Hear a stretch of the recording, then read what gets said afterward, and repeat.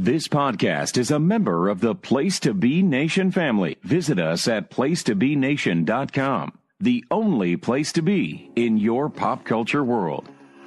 So I did my life, I did my life, I did my life on you. I did my life, I did my life, I did my life on you. I've been around the world and Welcome to Place to Be Nation, Pops Looking Forward, Looking Back, the show that takes a look at the worlds of pop culture and sports, as well as looking back at events and seasons of the past. Here is your host, Andy Atherton. Place to Be Nation, welcome to a very special episode of Looking Forward, Looking Back here on the Place to Be Nation Pop Feed. It's that time of year. That's right, for movie fans, this is our WrestleMania. As the summer movie season is about to begin, and tonight we have a virtual murderer's row, a treasure trove of Place to Be Nation's best and brightest movie experts to break down this summer's movie releases. And we're going to start a new game this year. Well, it's an existing game that we're playing for the first time. So we hope a lot of you out there participate and we see who is the best at picking out domestic box office returns. And we're going to talk about the movies. We're going to tell everybody what we're most excited about, what we're really looking forward to, and then we're going to just break it down. So let me introduce our panel tonight. Let me start off with, he is one of the main guys here over on the Wrestling Feed. He's the co-host of the Place to Be podcast. He's the co-host on Main Event, and my co-host here on the Pop Feed on Year in Pop, Mr. Scott Criscuolo. Scott, thank you for joining us tonight. It is a pleasure, Mr. Atherton. I hope you enjoyed the pre-assigned vacation that you received from your bosses. I'm glad you were able to come to work tonight. Some of us here don't know half these movies, so if you can actually educate us and do your job, then everything will be just fine. No, it's good to be with you, Andy. It's good to be with you for another episode of Looking Forward, Looking Back. And as long as we don't have any Pikachu impersonations tonight, I think this show will be swimmingly well. Well, it depends on if certain people have any cocktails in them or not. Let's see. Anyway, next up on our group here, we got, he is the co-host of 90s to Nothing and one of the Sarcastic Four over on the Marvel Age podcast, Mr. Russell Sellers. Russell, thank you for joining us tonight. Pika Pika? I just wanted to get that out of the way before anybody else did. Sorry, buddy. I'm doing really well. Andy, thanks for having me on. I'm looking forward to talking about the big summer movie season. Of course, that is, as you said, it's another WrestleMania kind of season for all us movie nerds. And yet half of these movies I'm probably still not going to go see. So it's going to be fun to talk about them. There you go. You know, hey, if you can't, those who can go and those who can't talk about it. So yeah, precisely. There you go. So next up, let's get a lovely lady out on the show here. She is one half of Geek and Sassy, Miss Mirandia Berthold. Miranda, thank you for joining me tonight. Hello. Hello. Yeah, Russell kind of stole it from me. Like, I was, like, geared up and ready to do, like, my Pika Pika, but I guess, You can still do it. But then it's like I'm just following in your footsteps. No, I think we should all do it just to be annoying. Oh, like Friends in the Corner? We're going to do... Okay. Yeah. Okay. So, sorry. It's like, Pika Pika. There it is. Yeah. I mean, Pikachu. Sorry, I had to do mine. Although I think we're getting a much different voice, but that's for later. Yeah, somehow my son's like, how come Pikachu sounds like Deadpool? Right. I'm expecting Pikachu to come out and go, let's make some chimmy fucking chongas, you fucking, war turtles. One angry Pikachu. Hey. Maybe see a therapist. You never know. Also on the show tonight is Miranda's co-host on Geek and Sassy. She also hosts Freak Out Drive-In and is a co-host on Talkin' Pop and Talkin' WCW. Miss Jennifer Smith. Jenny, thank you for joining us tonight. Hey, Andy. Thank you for having me. This is a shit show already, huh? What kind of tastemakers are you people? Wouldn't have it any other way, right? Well, Good Lord. Hey, we're the kings of the shit show here, and queens, if you will. Queen Bee, if you will, yes. Oh, okay. We all bow down to Jenny. All right. Also joining us tonight is Jenny's co-host on Talking Pop and Talking WCW, and another member of the Sarcastic Four over our Marvel Age, Mr. Tim Capel. Tim, thank you for joining us tonight. I really would have let you get away with a speaking of Queens for that transition. Would have been okay. Would not have offended me. I'll own it. I understand we'll be talking about a lot of bird movies tonight. And in keeping with that theme, no cocktails over here. Although, you said we were a murderer's row of talents. It's kind of like a murder of crows. And, Oh, my God. I am looking forward to shaking a tail feather. Well, Really leaning into the bird theme here. we're done already. I mean, the bird puns are just like, So many bird movies. So many birds. Just so many birds. Anyway, let's hope they're not angry. Oh, anyway. Or foul. So we're going to break down the This show has major. blown the coop, folks. I know. I feel like I just laid an egg. I know. Yeah. stop. Miranda laughs far too much dad jokes. You stop. You don't want her laughing the whole time. Like, What seriously. are we doing? What are we doing? Christ, Atherton, control the talent, will you? I would if I could. Fucking luck. You got no chance. Well, the cage door has been opened. I can't help it. Why don't you just go back to sleep? Oh, the feathers are flying. God. Now, if we have any listeners left, so We'll be here to the Christmas movie preview. so we're gonna break down. Cock of the walk, Kevin. Are we talking about episode 9 next? I'm the cock of the walk.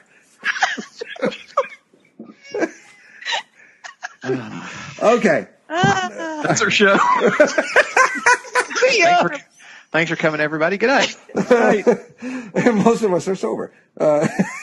Anyway. Well, Okay. So anyway, we're going to break down and talk about the movies, but we're also going to play a game, and that is the summer movie wager. And I'm going to go through the rules quickly so that everybody knows what we're doing here. So we got to get pick your movie releases for box office returns from 1 to 10. If you get number 1 or number 10 dead on, you get 13 points each. And then the rest of the scoring goes like this. 10 points for numbers 2 through 9 dead on. 7 points if your pick was only one spot away from where it... shit, I just lost the rules. Where it finished. Let's have damn phones. 7 points if your pick was only one spot away from where it ended up. 5 points if it was 2 spots away. 3 points if your pick is anywhere in the top 10. 1 point for each dark horse or wild card that makes it into the top 10. And we've also added a little Place to Be Nation wrinkle here. We're having everybody pick their biggest bomb of the summer. So based on the budget and then the gross, and whoever has the most percentage of how bad it did, that's going to be your biggest bomb, and that's going to be a bonus 25 points. So, because that's not easy to predict, as most of us are going to find out once the summer is over.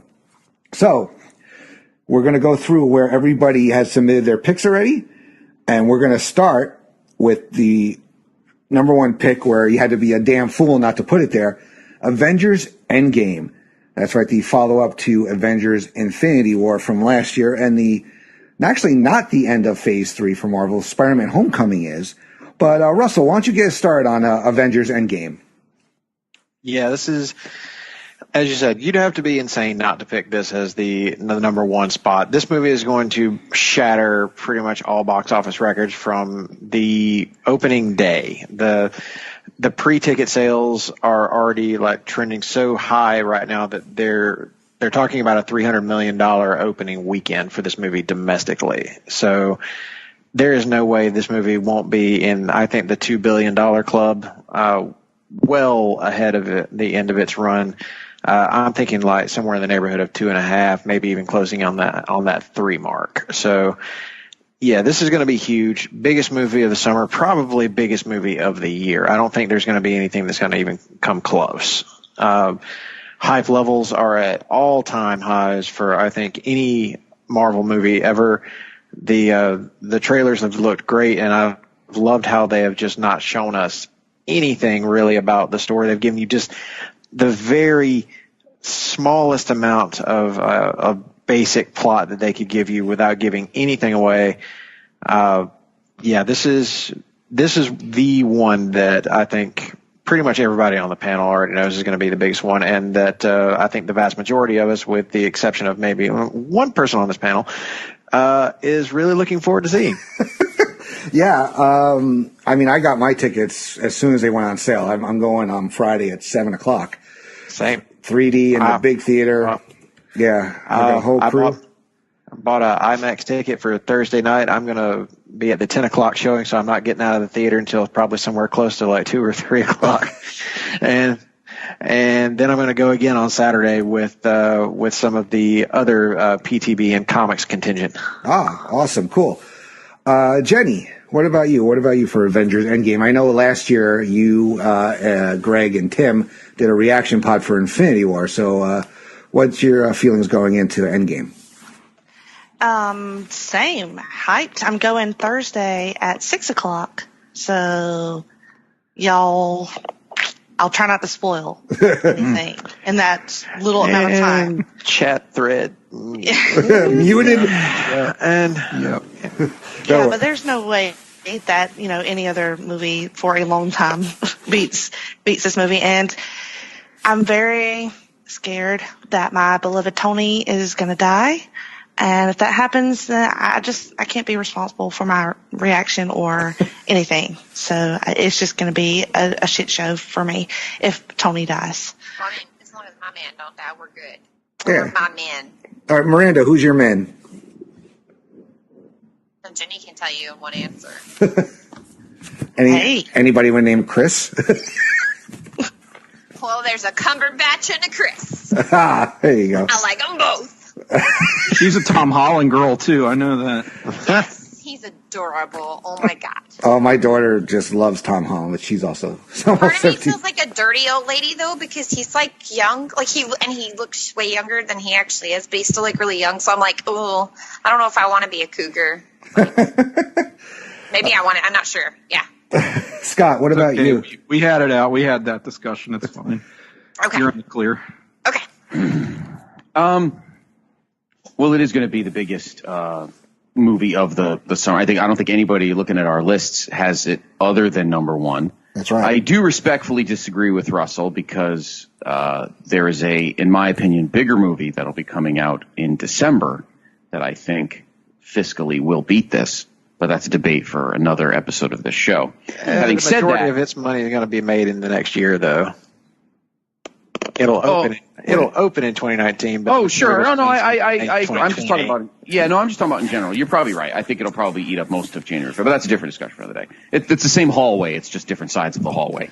No, there's no doubt. As for the characters, yes, there is the big three. The three that have already had their trilogies. And of course, we are talking about Tony and Steve and the big blonde guy. I don't think they necessarily have to die to not be in any movies after this, but I do think you will see them kind of go off into the sunset. That's fine, as long as he doesn't die. I don't think they will, but we can debate. We can talk about that post-mortem, but there's no doubt. I think it's just a question of where they go from here. Obviously, everybody's pumped to see Captain Marvel because she's clearly the alpha dog now. So she's just, she's the one. Obviously, they're going to have to talk around this because you can't just have her save the day and all of them just standing there staring at her while she does all the work, because that's pretty much what the trailer seems like. So I'll be looking forward to seeing where they weave it. They got plenty of time to, because it is almost 3 hours. So, but it'll be a fitting end to a great story.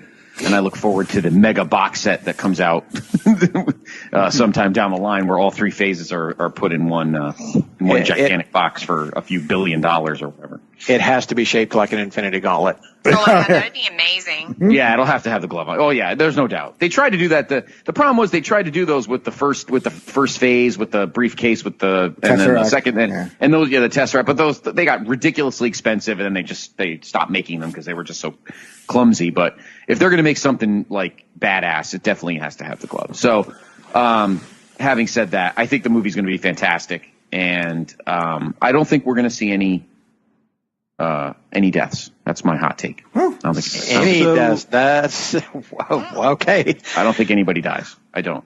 So for the sake of comparison, Infinity War made $679 million domestic last year. Yep. You got to figure that Endgame going into this season has pretty much is going to make that money if it hasn't, it's guaranteed money that it's going to make what Infinity War made. I mean, that's kind of what you're looking at. And I would think then some, because you've had a year's advance for people who, for whatever reason, weren't on the bandwagon to jump on the bandwagon. And yeah, I mean, something would have to go catastrophically wrong for this not to be your number one with a bullet, or catastrophically right for something else. If another film has just an embarrassment of riches, but I just really don't see that happening in this year's summer slate. So it's almost like, what's your number one excluding Endgame? Yeah. I just, it's just hard to even include it in the discussion because it's so not a competition here. And it basically has 2 weekends that are completely open with no competition. Well, yeah, right. People are smart enough to stay away from it. Yeah. Now, Tim, you weren't the biggest fan of Infinity War, correct? Yeah, but I mean, I've kind of made my peace with that. I'm not going to act like I'm going to stay at home for Endgame. I mean, shit, they'll get my money opening weekend. If not, probably won't be Thursday, but will be Friday. I'm not going to push it beyond that. I mean, even if you don't think you're going to like the movie, which I don't know where I'm at on it just yet, you still want to be part of the conversation. You're going to want to be part of the zeitgeist. Like, I cannot foresee muting all of my chats and my Twitter and everything and living in a bubble because, I'm not going to see it ideally at the most convenient time for me. No, I'm going to get my ass out there and see it. And just to say I saw it and can talk about it, for better or worse, there is certainly a sense of urgency there. Yes, exactly. So go ahead. It sounds like I'm the only one that is not going like Thursday or Friday. I'm not going till the Tuesday after. Oh, see, I'm going. We were doing the Sunday matinee just because the group that I go with, that's just what's convenient for everyone, and it's like way cheaper too. Yeah. So Avatar made $2.7 billion worldwide in its run. Now I know we're talking about the summer, but does anybody see Endgame beating that? Yeah, I can see that actually happening. Yep. Yeah. I mean, think it crosses like the $700 to $750 million domestic, and I could easily see it going like I said before, the $3 billion number. I mean, aren't they talking a potential $600 million international just opening? Wow. Yeah, opening weekend is like probably going to be more than $500 million. So with a second weekend with no competition, it's almost guaranteed to cross the $1 billion mark faster than just about any movie ever has. And Andy, is that the first run? Because didn't Avatar come out like twice? Didn't it come out again like a few years later when they like? No, they re-released Avatar in the theaters like within a year of its initial release. Okay. It was one of those like Titanic and My Beloved Ghostbusters who did that. Yes, I do remember that. Is that the whole thing, Andy? That $2.7 billion, or was that just according to the Google and Wikipedia? It says over 2.7 million. So billion. Yeah, billion. Sorry, billion does not take into account the home video and it television. Probably did. No, I'm not saying home video because it came out in what? 2009, I believe. 2009? Yes, 2009. Yeah. So I'm just, I bet you first run it probably made, I would say probably 1.5 or 1.6 of that 2.7, and then it probably made another big run the second time around. I don't know. Wasn't that a winter, like around Christmas time release? Mm-hmm. And then I figured 2010, I don't know off the top of my head, seems like you could give Avatar a pretty wide berth. I don't know what it would have been up against, like in that early 2010 period, but it came out December 10th. Yeah, that was London. US it came out December 18th, 2009. I don't feel like it was up against much competition in the succeeding months, which probably helped it a lot. And I mean, Endgame it's got, it's going to wipe out its summer competition, but you figure, it's got more of a race to, that $1 billion threshold than Avatar in the first place. Of course, it'll get there, but is it going to beat it? I just don't know. Well, is anything even out, like this weekend with Avengers coming out? Is there even anything else? Apparently, I can't talk. Is there anything else coming out this weekend? I mean, remotely of like, No, it's all like think so. I mean, smaller indie stuff. Like you're not really going to get any major competition for Endgame at all for 2 weeks. So, but I was like double checking myself there. No, and theaters are probably going to put it in many of their screens for overflow, and probably as many as they're possibly allowed to this weekend. So, yeah, I mean, and also you got to remember, I don't know if Avatar at the time was released in China, because that was, 10 years ago before we started really getting, U.S. movies into that market, where you saw blatant, attempts to put things, Chinese influence or Chinese funding to get your movies released, a la Skyscraper or Transformers or whatever, so they guarantee that. And now Marvel has that, that Shen, I think that's how you pronounce it, movie in development. So I think it's going to make, $1 billion in China alone, probably. All right, so in terms of release calendar, that's literally it this weekend. That's it. There's nothing else. Okay. All right. So the next movie we're going to talk about now, Jenny had this at number 2. Everybody else on the panel has this at number 3. We're going to talk about Toy Story 4. So, Jenny, let's lead off with you, since you have this the highest out of anybody. So I was debating between Toy Story and Aladdin and The Lion King. And so I turned to the person who I feel like knows the most things about box office and very important matters such as this, my 9-year-old son. And I asked him which one of those movies he thought would do the best, and that's what he chose. Probably partly in because we went to Disney during Christmas, and he went to Toy Story Land, and so he was like crazy about it, even though he wouldn't ride anything. So I feel like my 9-year-old probably knows what's up, so that's why I went with that. Yeah, it was. I was there in August, and it is a feast for the eyes. Even if you don't go on a ride, and I went on, 2 out of the 3 rides. It's gorgeous. It's a lot of fun. But now Scott and I were in our 20s when this came out. You all were probably youngins, not youngins, when the first one came out. I mean, I was in college when the first Toy Story came out. And this franchise has shown it has legs. I mean, every time you think it's over, Toy Story 3 seemed like a very definitive ending. The toys were given to Bonnie. We almost got killed at the dump, which was a very terrifying scene for my then 2.5-year-old for his first movie in the theater. And then, I mean, I got choked up when they kind of accepted their fate at the end of the movie, where like they're all going down that heap towards like the burner, and they all kind of like grabbed hands and like, all right, well, we're dead. Let's just do it together kind of thing. But, Miranda, you have a son also. Is he excited for Toy Story 4? He is. So it's really funny that Jenny says that that's how she chose, because I too was going back and forth between the 3 of those and like where I would place them. And I too went to my son, who is a very good friend of her son's, and said, hey, which one of the 3? Like, what is your thoughts on this? And he was like, oh, definitely Toy Story 4. And we saw the preview for it when we went a couple weekends ago and watched The Missing Link. And the preview is enough to kind of like emotionally, I was like, ooh. I don't know. I think it's going to be a heart-wrencher kind of in some ways, like 3 was. Just like you said, 3, honestly, they could have ended it at that, and I would have been happy, and I would have been, like, hey, this was done well. But now 4, I'm just as excited to get it, if that makes any sense. Mm-hmm.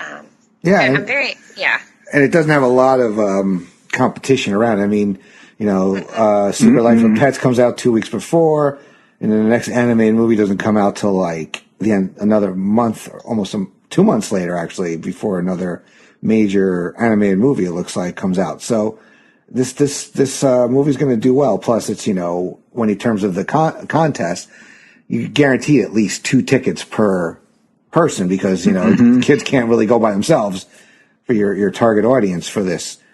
And you're going to have adults go because of, how old all of us were when the first ones came out and like kind of growing up with these, whether you were in college or not quite yet, we all kind of grew up with this story and we want to see where it goes. So I'm sure there's people, especially on this panel, that don't have kids that they're going to go. Yeah. Yeah. Toy Story 3 made over $400 million. Which is really impressive. As you said, Andy, it's not a crowded field in June. I mean, this looks to really dominate that whole month.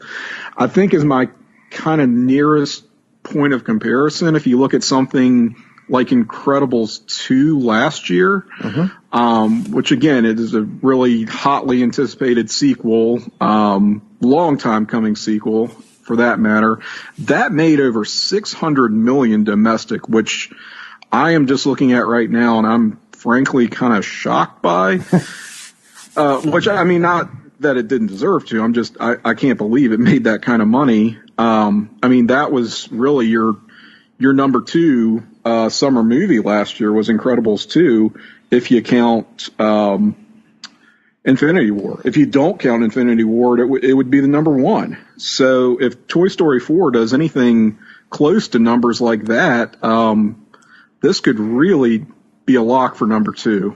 I don't think that's a bad pick at all. Yeah, no, I struggled with that one too. Like it was really tough picking between Toy Story 4 and the Lion King remake. Yeah, and Toy Story 4's only real competition at the box office that weekend is going to be the Child's Play remake, which is an R-rated, like hard R horror movie. Yeah. So you're limited audience. Yeah, there. completely different audiences. It'll probably be number 2, I think, but it's going to be no competition really for Toy Story 4. I think that it opens big at number 1. Yeah, that's certainly. Yeah, it's going to be strong. It's it's funny too is that they actually Pixar originally this was supposed to come out last year, and Incredibles 2 was supposed to come out this year, and they kind of like changed tact, I guess, somewhere. I don't know if the Lasseter thing had anything to do with it, but that's kind of I imagine what it would have done last year.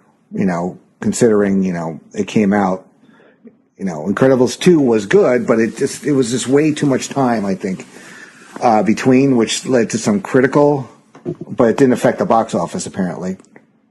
No, Incredibles 2 really would have been better served had it come out like maybe 4 or 5 years after its original, rather than the exuberant length of time between one and the other. Toy Story 3 was how long ago? I want to say 2010. Yeah, close to 9-10 years ago. Yeah, so almost 10 years between sequels. I mean, that is a lot of time, but I don't think it's going to really affect it all that much. I think that it's. If anything, it might help. Yeah, if anything, it may help. This is really Disney's year. Whenever you look at the rundown of what the top movies are going to be, like right. Disney is basically just going to be bathing in money. They're going to be drowning in it. There's so many Disney movies we're going to be talking about. It's insane. But you know what? If they're all good, then you know what? I, for one, welcome our mouse-eared overlords. I like that. Yeah, mouse-eared overlords. Yeah, they could make back all the money they spent on the Fox merger. Really pretty much. Like we should make shirts. We support the mouse-eared overlords. Well, I technically actually work for the mouse, kind of. So they're one of our. Oh, so you can't wear that shirt? Oh, it would be even funnier if you wore that shirt. He just works for evil overlords. Yes, they're one of our owners, and we don't get the perks, which is amazing. Hey, if Disney can give me good X-Men movies, then I'm good with it. Well, there we go. That's a whole other rabbit hole. So we're gonna go ahead, Scott. So 3 came out on June 18th, 2010. So it'll be almost exactly 9 years. Yeah, that's a good chunk between sequels, but not the longest we've ever seen before. So, and with all the original cast back and knowing how the creative process with Pixar tends to work, this one should still be a quality movie. So if it's quality, then I don't think the distance or the length of time between movies is really going to matter that much. Yeah, and it's also generational. You got to remember, people who were 5 years old or 10 years old when the first one came out, are in their 20s, 30s now, and they have kids of their own, so they want to introduce them to it now. Exactly. It's kind of the original came out in 1995. I was 13 years old when that movie came out. So this is a franchise that I've grown up with. I think all of us have kind of grown up with, and it seems to, as Jeannie and Miranda talked about it seems like it transcends generations. So this is a franchise that may have legs longer than we ever anticipated. Yeah. So we're going to stick with the Mouse House.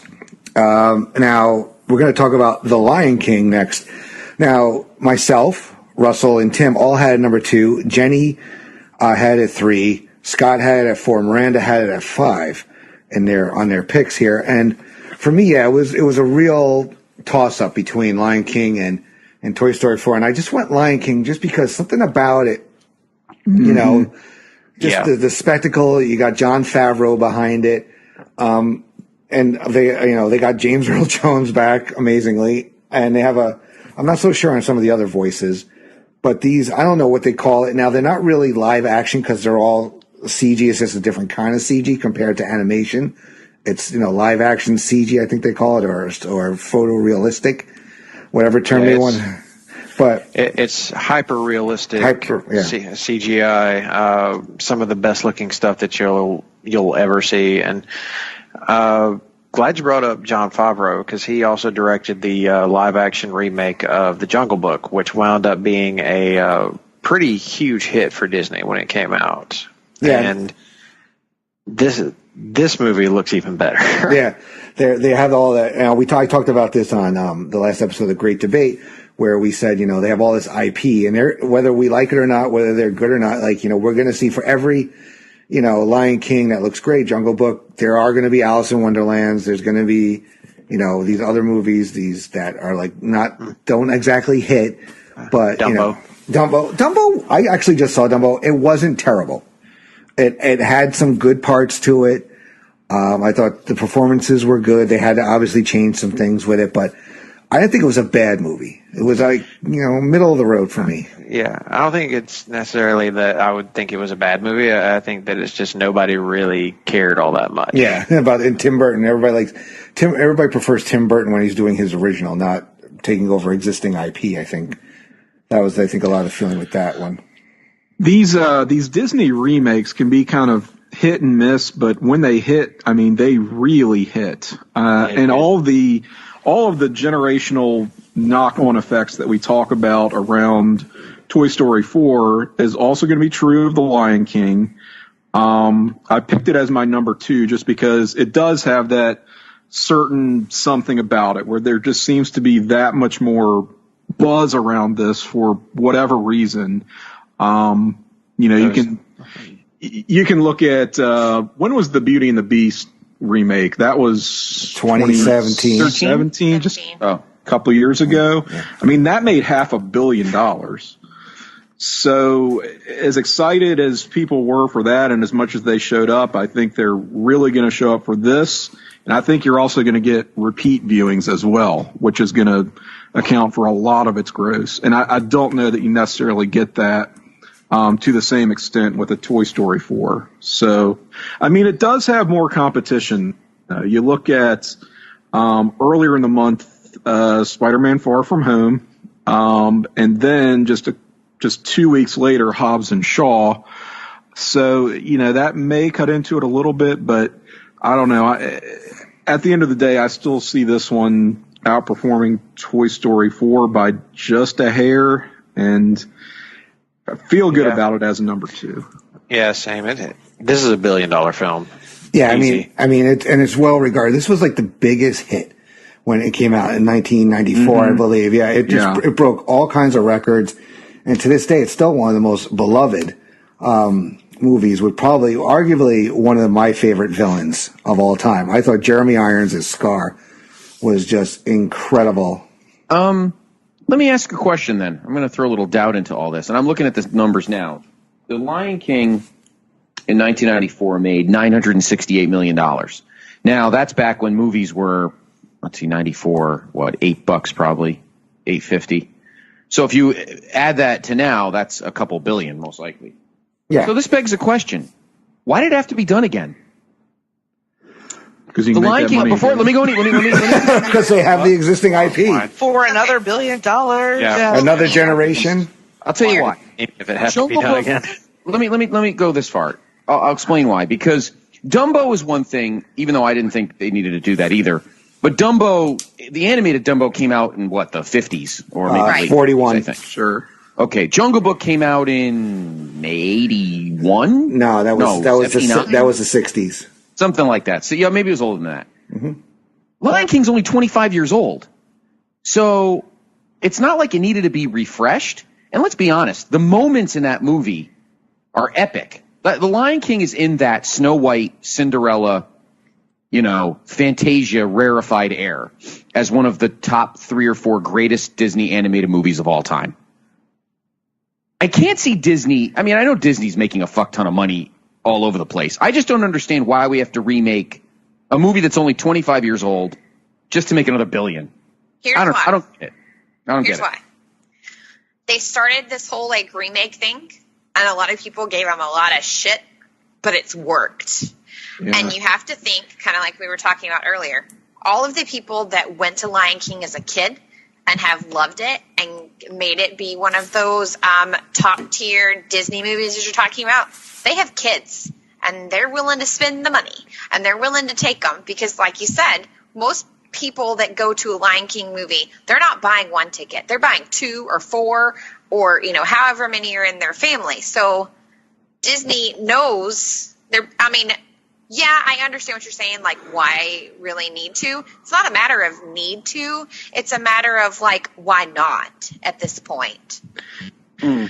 Yeah, you can say the same thing about Beauty and the Beast, which was a 1994 animated film. 91? Yeah, 1991. 91. Okay, so still, 90s, not that far removed from The Lion King. But look at how that cleaned up. And I can't say that I'm necessarily the audience or in the market for this, but I can't really deny its power.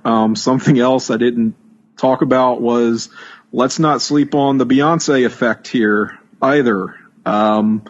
She's going to put asses in the seat. That's true. I know that may sound kind of ridiculous to some people, but no.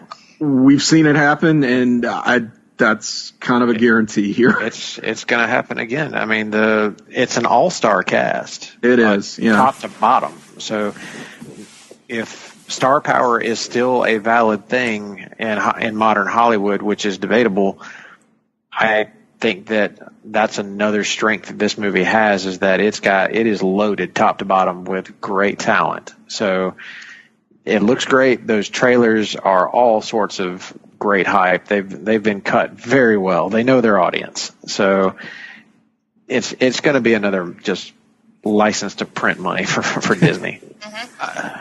I think it's going to fall.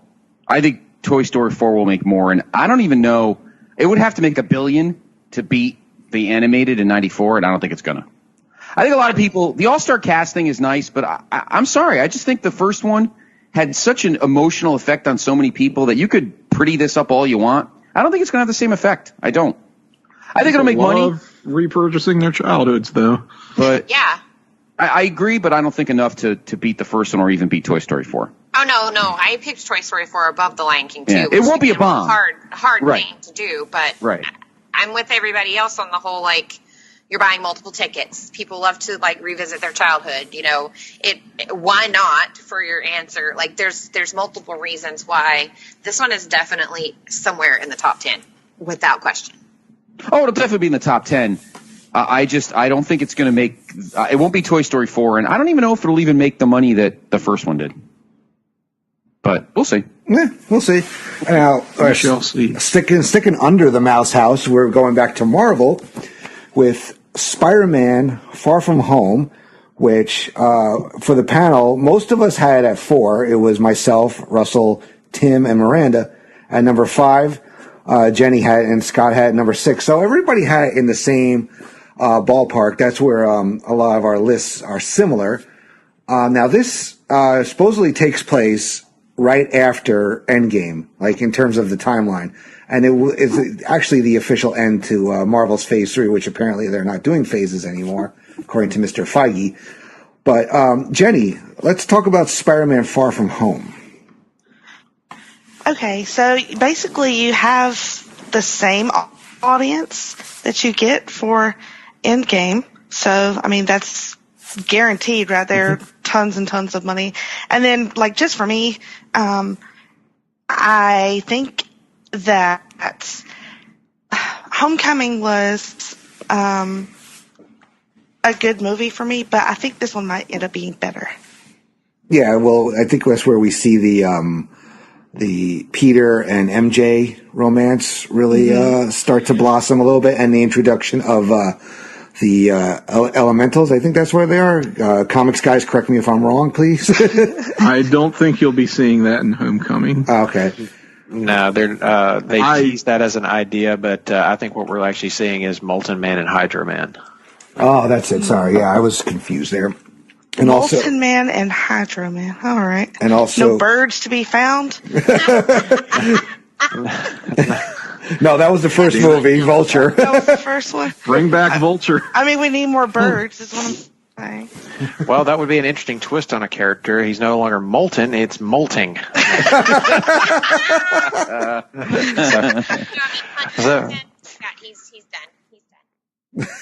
I'm nowhere near done, madam. And then we have also Jake Gyllenhaal joining the MCU as Mysterio. Yeah. Great casting. Yeah, so Russell, why don't you talk about your thoughts on Spider-Man Far From Home? They're giving me fishbowl head Mysterio. These people can have all my money. That was the line in the sand. If they were going to do Mysterio, I was like, give me comic book accurate looking Mysterio. I didn't think they'd actually do it. Then I saw the production stills, that first trailer, and I was like, you beautiful sons of bitches, you did it. And and you made it look not shitty. That's the great thing about it is I'm all in. I don't think that it looks bad. I don't think it looks cheesy. I feel like it fits the aesthetic. It fits this world that the MCU has created for Spider-Man. And as a big fan of Spider-Man Homecoming, I couldn't be more excited about Far From Home. I think that this is a great way to follow up Endgame, puts the new Spider-Man franchise in a great position to make a whole just ton of money. Because after Endgame, people are going to be like, oh my God, what happens next? You know, what's the future of the MCU look like? And Spider-Man Far From Home is going to give you your first real taste of that new world. So look for this one to do incredibly well. And it just looks like a ton of fun because Tom Holland is maybe the best on-screen Spider-Man we've ever had. Oh, yeah. I don't think anybody really gets the balance of the characters of Peter Parker and Spider-Man the way this guy does. I hope he plays this character forever, and I hope they allow him to really grow up, to like go through into the more adult side of Peter Parker, and allow him to naturally get through the high school parts and move on, and maybe even keep developing some of his teenage supporting cast around him. Some of them have real potential, and some of them need to really step their game up a bit. But Homecoming was certainly a great start for them, and I think that Far From Home could stand to kind of pull like a Batman Begins and Dark Knight kind of thing for this character. Yeah. I mean, I think it's going to be different than last year when we had, we had Infinity War, which was such a downer, and then we had Ant-Man and the Wasp, which was kind of like a little sorbet. It was kind of like, okay, let's give you something light. Yeah. It was a feel-good movie. Yeah, it was. And then it only, connected to Infinity War at the stinger at the end of the movie. Now, I heard a rumor, now I don't know how true this is, that there was going to be, in each Spider-Man movie, he was going to have another Avenger as a mentor. sort of character, like how we had Tony / Iron Man in Homecoming. So a lot of people were saying there's rumors that Miranda's favorite, Mr. Cumberbatch, may make an appearance in this movie as Stephen Strange, since, Mysterio is the main villain, which has to do with magic and wizardry, or however, illusion. And also that it just happens to take place in London, where there's another sanctum. So, I think that's a possibility, and I think we may or may not learn that by the end of Endgame. Parts of it do take place in London. A good chunk of it that you see in the trailer actually takes place in Venice. So it's kind of like a Spider-Man European vacation, if that gives you any kind of indicator. As far as like his new mentor, that's going to be between two different people from the MCU's past, and that's Nick Fury and Maria Hill. As it seems like there's going to be a reemergence of S.H.I.E.L.D. In the new version of the MCU post-Endgame. You gotta bust my bubble. I was over here dancing. Well, it was real. Well, just like Mysterio's bubble, it's all an illusion. I was just speaking rumor and innuendo, so I don't know for sure. Yeah. But yeah, Mysterio is going to wind up being a character who I think any comics fan knows that all his powers are not real. It's all illusions. Quentin Beck was a very talented special effects guy, and he fashioned himself into this character of Mysterio. Now, I think that what we're seeing in the trailers that makes him look kind of heroic is he's probably teamed up with these two other villains to kind of make himself look heroic, but there's actually a more nefarious plot going on with him, and that'll probably be revealed towards like the end of the movie. But I think Spider-Man Far From Home, much like the last Ant-Man and the Wasp, is going to wind up being that kind of feel-good movie. It's a good palate cleanser for those who are like, oh my God, I just went through this heart-rending epic in Endgame. I need something lighter and easier to kind of give me a little cleanse, and this movie is going to be that. All right, Tim, what are your thoughts? Yeah, so Homecoming was your number 3 box office performer of 2017, and that was kind of a untested, unproven commodity there. I mean, on the one hand, yes, it's Spider-Man, but it was like yet another Spider-Man reboot, so it was sort of, I don't know, there was some speculation as to how well it's going to do, how much interest there really is, how much momentum there is, but it was very well received, and I think in recent years we have seen there is a lot of appetite for Spider-Man. You go back to Into the Spider-Verse, which again, very well received and strong performer last year in the holiday season. Even before that, something like fucking Venom of all things, with the September release. You mean Venom fucker. Venom fuckers that we are paid $200 million to see that movie. I mean, I don't know. This version of Spider-Man, people are into it. You combine that with that kind of tailwind effect from Endgame, and I think it's going to beat the gross on Homecoming, and that's going to be definitely enough to carry it to what I had it as my number 4, just below Toy Story 4 and The Lion King. I think that'll be a comfortable number 4, and I think it's something that people are going to be overlooking a little bit. It's going to sneak up on them how much this movie is going to be hanging around in theaters. And I look forward to do big numbers, and I agree with everything that has been said. Would love to see a Doctor Strange cameo. Don't know if it's going to happen, but seems like a distinct possibility. So we'll watch for that as well. Could play into its buzz a little bit. I like it. Cool. Scott, you got any thoughts on Spider-Man? Yeah, as a matter of fact, instead of giving a hot take, I kind of want to give the panel an opportunity to answer this. I didn't put it. I mean, I put it 6th because Does anybody think, and rather than me giving the hot take, I want to ask your opinion on this. Does anybody think that there's going to be a Marvel hangover? Like, Endgame's going to end, we're all going to be like, wow, that was fucking great. And now we're going to look ahead and go, Jesus, there's already another movie? Fuck, I got other stuff I want to see. Do you think this is more like a, and I'm not dissing Tom Holland by any stretch, and Homecoming was great, and this will be good. But are people going to be like, fuck, I'll just get the Blu-ray. Or I'll just watch it on HBO. I can afford to. I'd rather go see something else.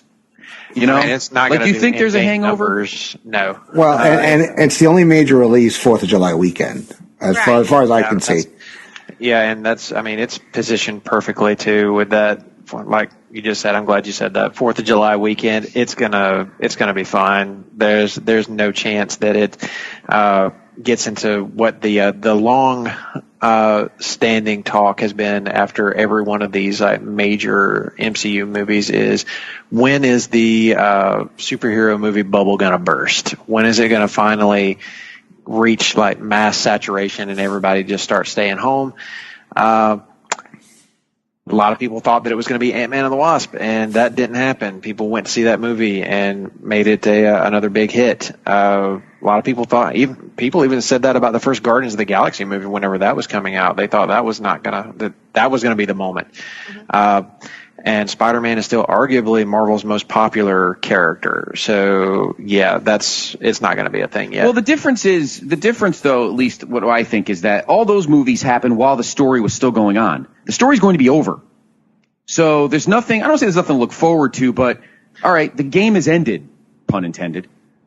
So we all just kind of take a breather and move on. And the summer will be dominated by other stuff. Like, yes, Homecoming was in the middle of the story. Marvel was in the middle. Well, Captain Marvel was going to do great anyway.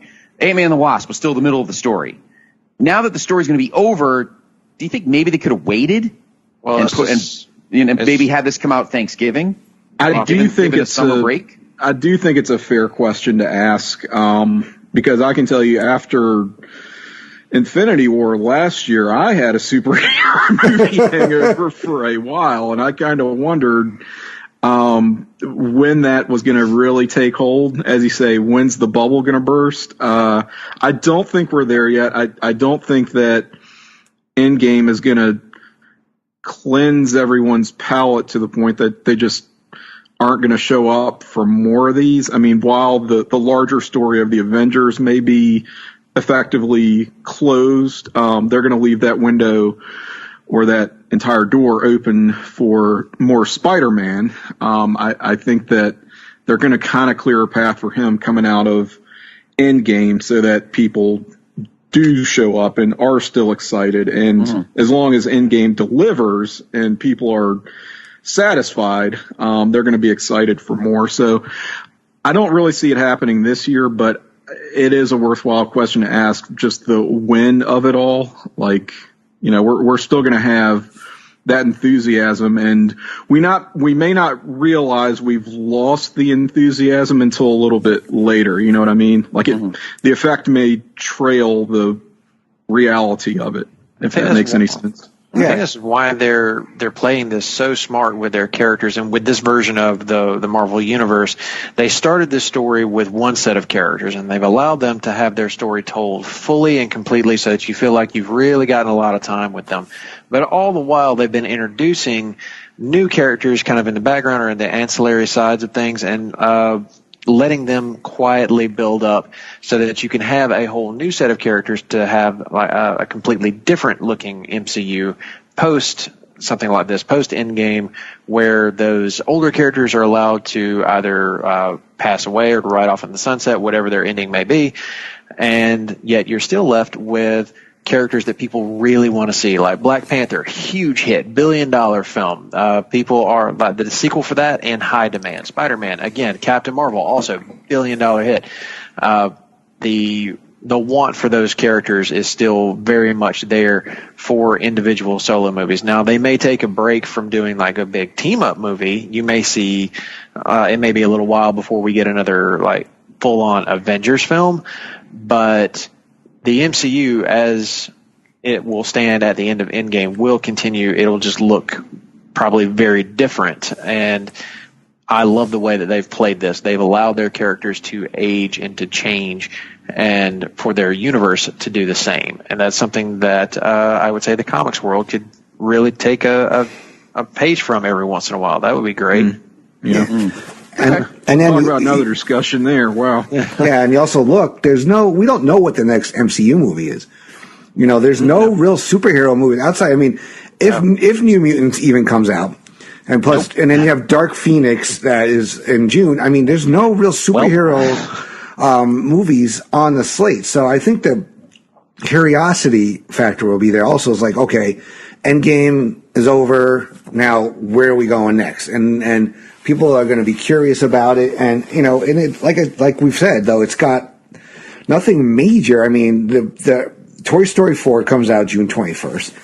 And then you have some releases that are not major releases. They'll do well, the few movies in between. But then, Spider-Man Far From Home, and then Lion King comes out 2 weeks later. So it's got a nice buffer on both sides where there's going to be, people are going to be like, what are we going to see this weekend? Oh, and this is one of those movies that, you look at and you're like, oh, let's look at, Yesterday or Rocket Man or something like that. You're like, okay, I want to see that, but do I have to see it in the theater? Maybe not. But like a big budget superhero tentpole movie, that's a different experience. Some of these movies you have to see in the theater in order to get the full scope and effect, and that's really how they're meant to be viewed anyway. So I think the superhero fatigue may come, but I don't think it's coming yet. Well, and they've asked themselves that. That when Marvel has sat down and been like, when does this bubble burst for us? When does this over and we have to start looking at other things? So I buy your question that you ask about why not later in November, and that my thought process, and someone can correct me if I'm wrong, is ride the high, because you don't know when that bubble will pop. You don't know that hypothetical. We keep using that phrase, but we don't know when that will end. So ride the high in a weekend where nothing else that's kind of my there. take too. Yeah, ride it while it's hot. That's something I wanted to throw out there. It was good answers, guys. I like that. That was Yeah. So good way to think about it. So the next movie we're going to talk about is Aladdin. Now that as high. Now Jenny had it at number 4. Tim had it at 7. I had it as well as Russell and Scott had it at number 8, and Miranda actually did not have it on her list. So wow. That's the one going to talk about it. Yeah, I know. So this is directed by Guy Ritchie. Now, people have said, Aladdin. That was really where my love of I loved Disney as a kid, but seeing the animated Aladdin back in 1992, I believe it was, that just. I was Robin Williams, and people are always saying like, oh, you can't do Robin Williams again. Well, I don't think Will Smith is doing Robin Williams. I think Will Smith is going to do his own take on the genie. People don't exactly like some of the look of the genie, because he's blue in some of the scenes. But, it's kind of like, I'm going to go see it because, I just love the story of Aladdin. The story made a carpet interesting, for crying out loud. Right. So Miranda, why don't you talk about Aladdin since you omitted it from your list? Okay. The reason I omitted it is because, I think it will do well because of the slate of movies it is up against. I don't think it's going to be in top 10. I don't think it's going to bomb because there are people that are going to go watch it that have clearly voiced their hate, but they're going to do like Jenny does and they're going to hate watch it. It still counts at the box office. No, Jenny hates watch things. So, no, there are people that box office hate watch things that like go with their friends because I guess what else am I going to do? The money's all the same, baby. Right? Green is green. They make their numbers, whether it's hate watch or love watch. So, and the fact it is Guy Ritchie. So. Sorry, I just listened to Jenny say that, and I was like, can you do that in dusty voice? I don't have a good dusty voice. You were close just now. You were. My voice is shot anyway. Green is green. I sound like Elizabeth, whatever the fuck. The money spends the same, baby. Green is green. Oh my god. Green extended. But I think there's a lot of like curiosity watching as well with this movie because people want to see what the fuck with the Will Smith and Right. Another great villain too. Yeah. In Jafar, and I think that a lot of Andy said, this was one of their first love Disney movies. So there's also that just real hook, wanting to see the real life version of it because you've seen this movie so many times as a kid. You have everything memorized. And like for me, I'm kind of curious whether they're going to go like shot for shot like the animated. Cause I could kind of dig that. They're not. If they're not, okay. Well, that No. would be cool if they were, but I'm sure that there will be lots of, homages or whatever to the original as far as that goes. But, the dance numbers I think is interesting in that too. Mm-hmm. The whole big, the market scene and stuff like that when he's running around singing. So I'm just really curious about it. And I do think the hate watching is a real thing. It is. Well, my understanding is kind of like they did with Beauty and the Beast, where it was, somewhat shot for shot, wouldn't you say, Jenny, in parts? Yeah, they were. But they created new characters and new things to it, but didn't take away from the overall original story. Right. And based on the cast list for Aladdin, there are new characters that actually play a part in it. So I am going to assume and guess that they're treating this kind of like they did Beauty and the Beast. Therefore, I am very interested in watching it. I told my son it was coming out, and for a second he got really excited, and then I showed him the genie, and he almost cussed. He was like, what is that? So he wants to watch it, but he's like, no, that's not right. That's not right. So we'll see, because there's a lot of people that feel that way. But Will Smith, I wish I'd found the quote before we did this, but he actually, there's some quote by him where he said, I'm not Robin Williams. I'm sorry I'm not Robin Williams, but I hope that I can give him what he would have loved to have seen, happen, like what he would have, hoped for. Yeah. And I think it'll do well internationally. I mean, I know that's not part of our contest, but, this has quite the appeal worldwide. So, anybody else have any thoughts on Aladdin before we... Why does it have an appeal worldwide? Why? Yeah, because the settings, the casting, See, the Beauty and the Beast example, I don't think totally flies here, only because Beauty and the Beast didn't have, if I remember correctly, I don't know who was the voice of Beauty. I don't remember the character's name. I'm blanking. And who, was there memorable voices in that? In the animated in 90 whatever? Was there the original? There was Angela Lansbury, David Ogden Stiers, Jerry Orbach. Okay, none of those are Robin Williams though. Okay, no, I just want to make sure there was somebody legendary. Well, my point is though, this is even a worse example than Lion King, or actually I should say better example, depending on your point of view. It's going to make money. That's why I did at least put it 8th.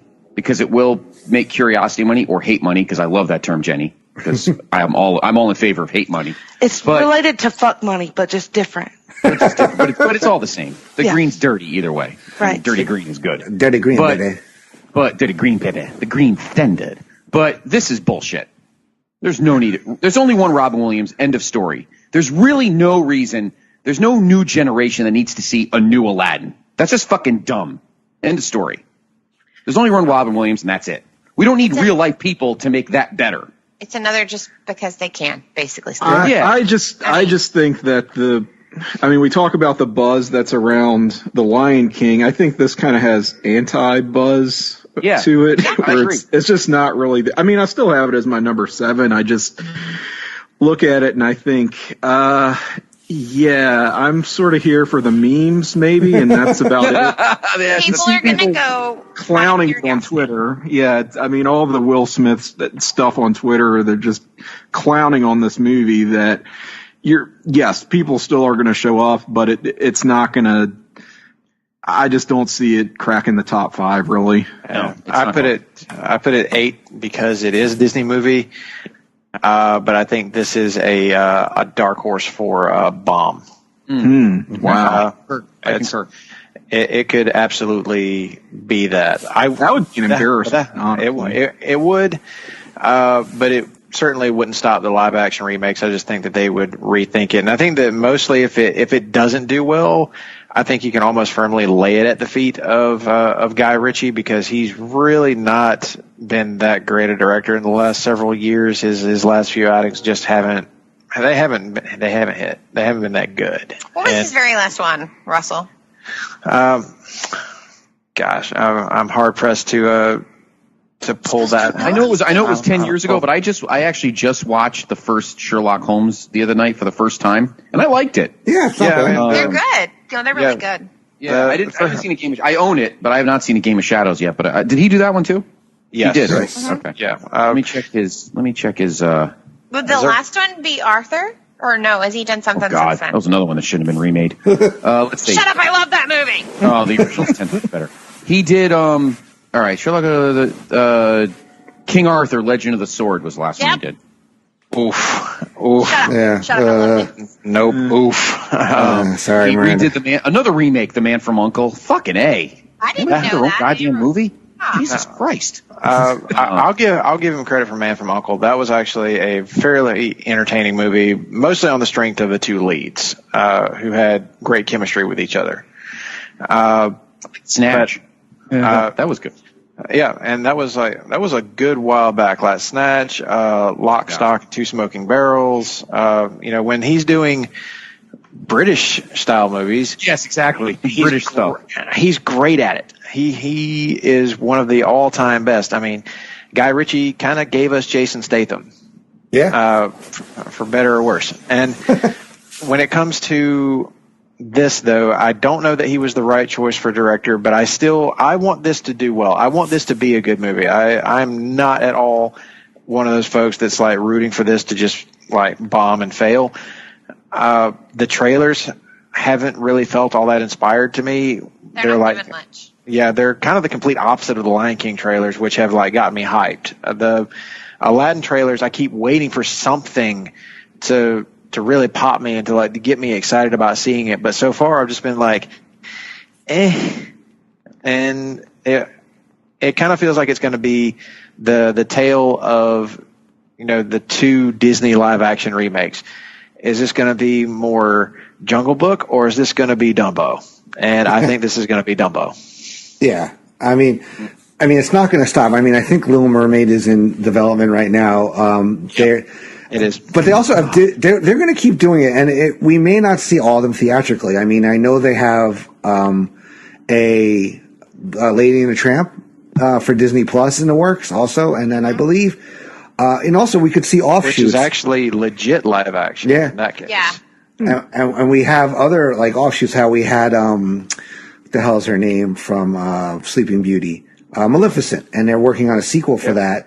That was good. And also, Emma Stone is set to play Cruella de Vil in a prequel. Actually, I'm excited for that. So yeah, they're gonna keep working their IPs. There's no stopping it. No, you can't stop them. Will there be a live action Fantasia with Jenny's WrestleMania rat and a robot chicken mouth? Is that what we're If you could see the face I was making right now. Jesus Christ. Just wait, we're going to come full circle, and there's going to be a live action Toy Story remake at some point. Stop. You leave the Toy Story and the Frozen out of this. And Tangled. Off limits. Off limits. Don't tell me. Go tell Disney. Go blow up their phones and say, don't touch your own IP, Disney. 30-something-year-old screaming blonde lady? Probably not. Live action Tangled. I actually could see that one in the next couple of years. Only if the people that did the voice do the live action. So we're going to move on from the mouse. Amazingly, the first 5 movies are all Disney, under Disney. So we're going to talk about Detective Pikachu. Okay, so for this movie, sleeper hit. Yes, this movie was kind of a little all over the place. I mean, in the general area. So I had it with Mr. Sellers. We both had number 5. Jenny, Tim, and Miranda have it number 6. And Mr. Criscuolo, you have it as your bomb. Yep. You think it's our first bomb of the night here. So, were you like really angry when you made this list, Scott? If I did, I would have had. If I did, it would have been no Disney. No, I'm only kidding. That's what it sounds like. No. It sounds like. No.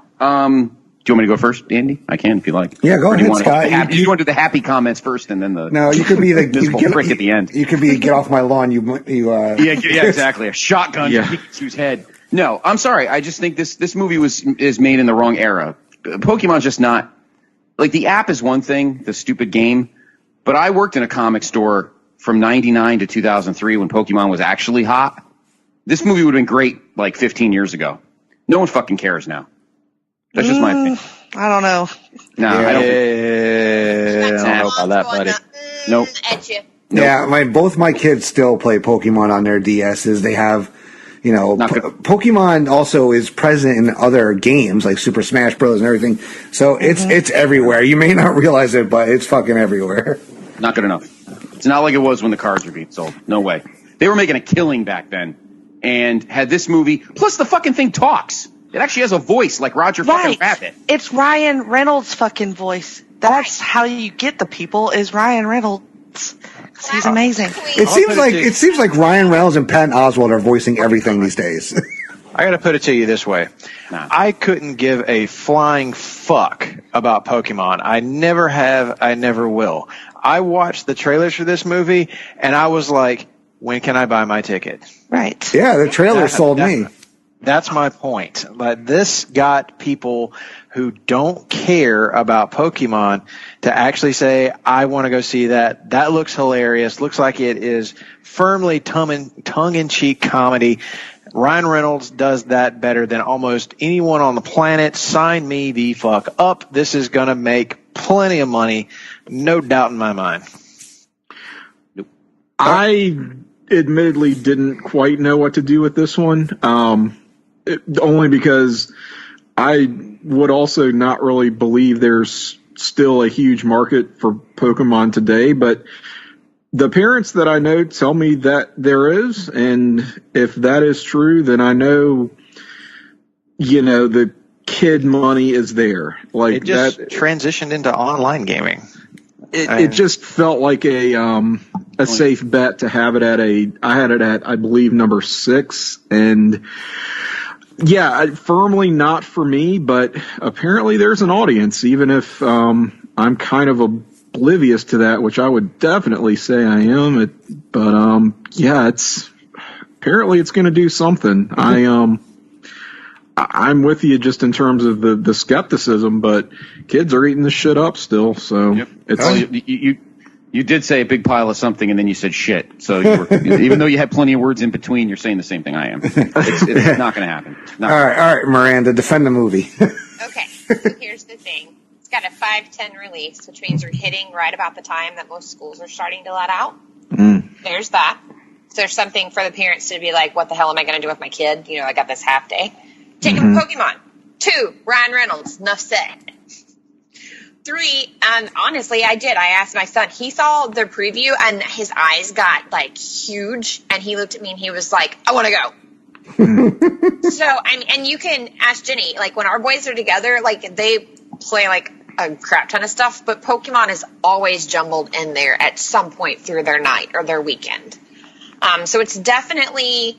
I get what you're saying about the cards in the 90s. Don't get me wrong. But, these kids are still buying the cards. They're still buying the mangas and the comics and, the little characters to put on their shelves. And, like you said, he's not just in his own games. He's in other games. So there is a whole group of people that still are, worshiping the Pokemon trail, just in a different manner. Yeah. I wouldn't know these Pokemon unless my kids got me into Pokemon Go last year. Now, Jurassic World came out. That was it. That online game, the app, got me addicted to that one instead. But, yeah, it's one of those things you don't believe it, but it's real. But it's there. It's there. It's like, how the fuck is this thing still a thing? And it's an amazing, huge thing. Jenny, what else do you have to say about this? I think you guys have said it all. Can't beat that. Can't beat that meat. But you can try. You can't beat that meat, baby. All right. All right. So, closing out our first block here tonight is we're going to go with Hobbs and Shaw, the spinoff. Actually, it's the Fast and Furious presents Hobbs and Shaw. Let's see. Tim had this at number 5. Myself, I had it at number 6. Russell has it at number 7. Scott, Jenny, and Miranda did not have it on their list. So, let's start with you, Jenny, since, why did you leave off Hobbs and Shaw? Like you don't already know the answer to that question. Really? Because you don't want it to do well. Because all of this negative, troll. all of this negative energy I'm projecting. I love when everyone does this. Everyone has their one movie that they do this to. At least one movie. I mean, I'm sure it's whatever. I give 2 fucks about Fast and Furious. I don't give a fuck about The Rock. I don't care. Don't give a fuck or just actively hate. Yes. Hate and fuck money, fucking hate money. But not She will not even hate watch this one. No. I barely suffered through Jumanji, and I did that for the love of my son. But good God, no. Why? I don't get it. I will never. No, you made it through Jumanji is what I'm saying. Like, you made it. I've come around a bit on The Rock as a wrestler, but the movies, I can't do it. Won't do it. No, like, guys, seriously, like, when he first made his appearance on the screen in Jumanji, I looked at her and I went, and she goes, shh. She wasn't even like, got shushed. Josh. And I know whatever Jenny sucks and she has horrible takes. it's his own. Like, everybody. Have we met? Come on. So anyway, y'all go suck rock stick and stuff. So hurry up. Wow. Okay. I'll cut the line to do that. Tim first. Wow. I do think perhaps I have it a little bit high as my number 5. If I had a do-over. If I have a do-over, I might flip it. The betrayal in Jenny's voice now was truly something. I might flip this with Pokemon Detective Pikachu. Like, I don't think it's extraordinarily high on my list, but it's maybe a little too far up there because, and I'll tell you why, I'm overestimating how well, like, that Fast series performs internationally. Which makes tons of money overseas, that franchise. But looking at just the domestic gross on that film series, it's not, it's healthy, don't get me wrong. It's like in the 200s, but, it's not what I thought it was, like, on my initial assessment here. And with this being a spinoff, I don't know that it necessarily makes the money as one of the core installments of, the main franchise. But, you do have, I'm sorry, I have to say, The Rock, which he's a popular character from that series. And you've also got, really 2 popular characters from the main series that have their following. And anytime you have a built-in audience like that, I just think we're looking at a minimum 200 million on this. And is that enough for a top 5 performance? Again, I might, if I had a do-over, rethink this one, but I don't think I'm off by that much. I don't think you are either. And this is coming from somebody who has no time or love for the Fast and Furious franchise. I don't give one sliver of a fuck about the franchise. Yeah, like I'm not either. But whenever I watched the trailers for Hobbs and Shaw, I was like, this is all sorts of 80s action movie cheese that I have got a real, like, soft spot for, or hard spot, depending on how you want to look at it. And I was like, you know what? This has got my money. I am definitely going to go see this. And speaking of the series, though, like the Fast and Furious series, Fate of the Furious, the last movie in the franchise, it made $226 million domestically, but internationally it made over $1 billion in international money alone. And then you couple that with its domestic take, you're looking at $1.2 billion for this for that movie. And it wasn't even like really that well reviewed, honestly. So if that movie has like that, if it's going to perform like that internationally, I think you can expect Hobbs and Shaw to do very similar in those terms. So yeah, is it going to be like at the top of the box office? Maybe not, but it's going to land somewhere in that middle pack. So I felt pretty comfortable putting it at 7. Yeah, there's no big action movies around. What? Go ahead, Miranda. No, I was just asking him, is he saying he would for sure see it in the theater? Yes. Okay. Oh, I'm going to say I will apologize for that franchise. Once it got to like 4 or 5, I bought in. I just said, I go into the movie theater. I'm like, okay, laws of physics don't exist. So turn your brain off. Don't think about it. Just enjoy the show. And that's kind of like how I feel about it. So I think it's really Vin Diesel that I just have no time for. But when it comes to The Rock and Jason Statham, I have all the time in the world. Entertain me, gentlemen, and you two are hilarious together. Plus Roman Reigns. Let me ask you: would the actual series have continued if what's his face didn't die? What's his name? Paul Walker. Yeah. Paul Walker. Would he not died? Would this just have been Fast and the Furious like 12 or whatever the fuck they're up to? 9, 8, whatever that would have. The spinoff has been planned as far back as 6, I think. So this was always like the direction that they intended to go. So I think spinoffs were inevitable. Oh, okay. I'm just curious. As far as Paul Walker's death, I mean, there is something to the idea that maybe that fueled the 7th movie onto like just the powerhouse that it was at the box office, because honestly the movie is not very good at all. But I'm just curious. What I saw of 8 was even worse. So Scott Eastwood was not good. Yeah, I mean, no. And in all fairness, no one was good in Fast 8. It's a garbage movie, but The Rock and Jason Statham have just incredible chemistry together, and those action scenes look like fun. So if I'm going just for pure spectacle, Hobbs and Shaw is going to be fine. Yeah, I just think about it like, mindless fun. That's all. Just enjoy the action set pieces, and that's it. You're not going to come out of there like, oh, that was a great plot. That was that character arc of Deckard Shaw. Oh my God, that performance by Roman Reigns. Come on. Yes, we'll say no one ever. Yes. So, all right, cool. So we're going to take a break for a minute here, and we got some more movies to cover, but we'll give everybody a pause and talk about what's going on here at Place to Be Nation. So, stick around. We got Russell, we got Scott, we got Tim, Miranda, Jenny, and myself, Andy. We'll be right back after this.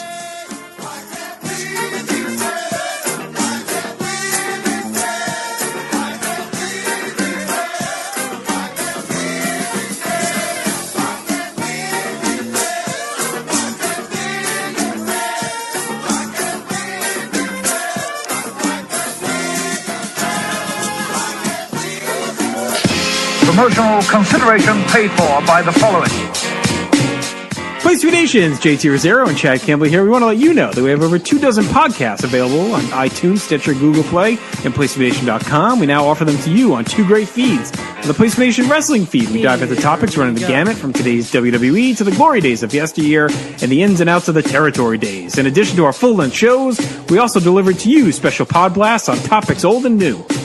The Place to Be Nation Pop feed is a veritable treasure trove of great content, offering tremendous shows covering the land of movies, television, life, comics, and sports, brought to you by the most knowledgeable and insightful folks in the podcast world. You can find all these current shows, plus archives of our previous podcasts over the past 8 years as well, by subscribing to our feeds on iTunes. And while there, be sure to rate and leave feedback as well. All of these shows, plus others, available at PlaceToBeNation.com, where we cover pro wrestling, sports, movies, comics, plus in-depth stretch projects and more. Be sure to support our site by using www.PlaceToBeNation.com/Amazon while doing your online shopping. And be sure to join us at our forum at Bigelow34.proboards.com. PlaceToBeNation.com for all sorts of wrestling, sports, and pop culture discussion each and every day where you can make your voice heard. We also want to thank our friends at Bonehead's Wing Bar, ProWrestlingOnly.com, and TheHistoryOfWrestling.com. Be sure to follow us on Facebook, Twitter, Instagram, and Tumblr as well. PlaceToBeNation.com, the only place to be in your pop culture world.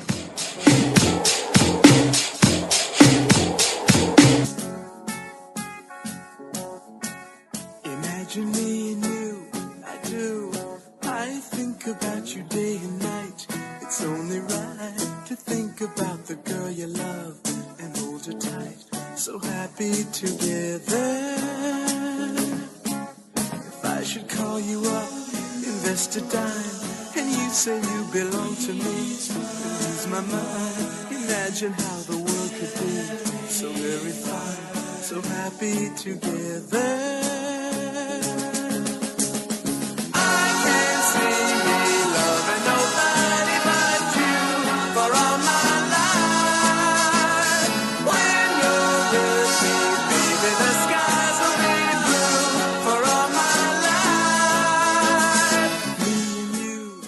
Place to be Nation, welcome back to the big summer movie preview, summer movie wager episode number 4 of Looking Forward, Looking Back.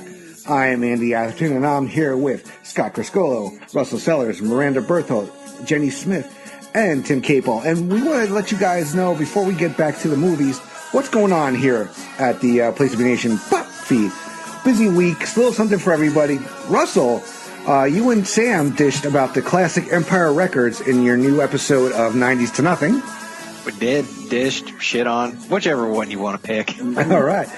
This month's Talking Pop, Jenny and Tim, you guys welcome Justin Rosero, JT, to relive the magic of WrestleMania weekend in New York City. I like how you covered your bases there, calling him Justin and JT. He's very sensitive about that. Well, Scott calls him JR, you know, you never know. Yeah, he's all kinds of names. Don't call him late for dinner. Hey. Anyway, Russell, you're also busy. You had Mr. Ben Morris, and you talked the first half of 1970 in the new Marvel Age Masterclass. Yeah, it's always fun to talk with Ben a little bit more in depth about all the stuff we talk about first on the main Marvel Age show. But both shows got something to offer, and it's fun to do a deep dive with someone who used to work for Marvel Comics and has some real insights that the rest of us may not have. All right. Adam and Andrew delivered in-depth playoff previews on a dual offering of the NBA Team podcast. Tim, you and the manager, Todd Weber, you took a look at the Uncanny X-Men number 136, plus more in the latest episode of Conversation Comics. That's right. Just one episode removed from the conclusion to the epic Dark Phoenix saga in Uncanny X-Men. Classic comic book run, classic comics we're looking at.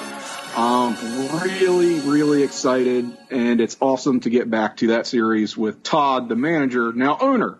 So, yeah, we should be doing another one of those pretty soon. All right, cool. The Hard Traveling Fanboys recently did a review of the theatrical release Shazam in their latest offering. The Cowboy, Roger Morissette, and John Arsenio D'Amato, were back in the saddle with a new This Week in Sports, and they caught up on everything since the Super Bowl. The manager, Todd Weber, welcomed JT to Binge Please as they talked the Netflix Marvel Universe and Daredevil Season 1. Also, Todd joined me on Episode 3 of Laugh-In Theater with Swingers. And Tim, you joined me on Episode 4. We talked Ghostbusters. We did. A lot of fun episode. Yelled at the podcast a lot. I knew you would. I did. Well, Russell, you're actually going to be on the next episode of Laugh-In Theater, actually. Yes. We're actually going to be doing the newest, the most recent movie I've done to date on that. I don't know if we should let everybody in on the secret or not, but let them be surprised. Let them be surprised, but it's one of my favorite comedies over the last, 10, 15 years, I think it's come out, right? Would you say? Yeah, it was a 2008 movie. All right, yeah, it's a lot of fun. Looking forward to sitting down, talking to you, and watching that flick with you. And also, I want to give a big shout out to everybody for all the support, all the votes. The PTBN Greatest Candy Tournament was a great success.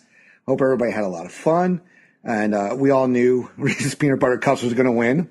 We only had a handful of surprises. Dots went on a little bit of a Cinderella run there.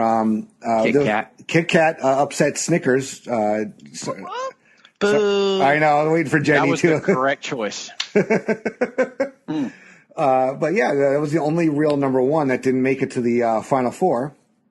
So stay tuned. We're actually going to revamp the Facebook page for the Candy Tournament, and it's going to become the PTBN tournament page because we plan to do about 4 tournaments a year. And the next one's coming very soon, probably around Memorial Day, June 1st, and it's going to run the whole summer.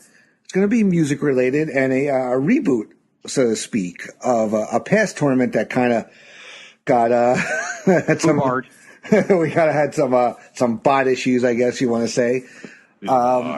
Yes, it was off to a great start and then kind of fizzled out for reasons beyond our control. But we seem to like this Facebook format, so stay tuned. Like the Facebook page, and you'll be hearing more about this tournament in the days and weeks to come. Also, we also have the wrestling feed over there where, Scott, you live over there for the most part. We got Place to Be Podcast. We got Main Event. We got all the other shows that Justin hosts, all 18 of them, plus new shows debuting all the time. So check it out. Place to Be Nation, the only place to be in your pop culture world. Oh, hold up. Okay. What was not on that list, sir? I'm given the live read that has there been a new episode of Geek and Sassy lately? For shame. The Sassies came out like months ago, right? Yes.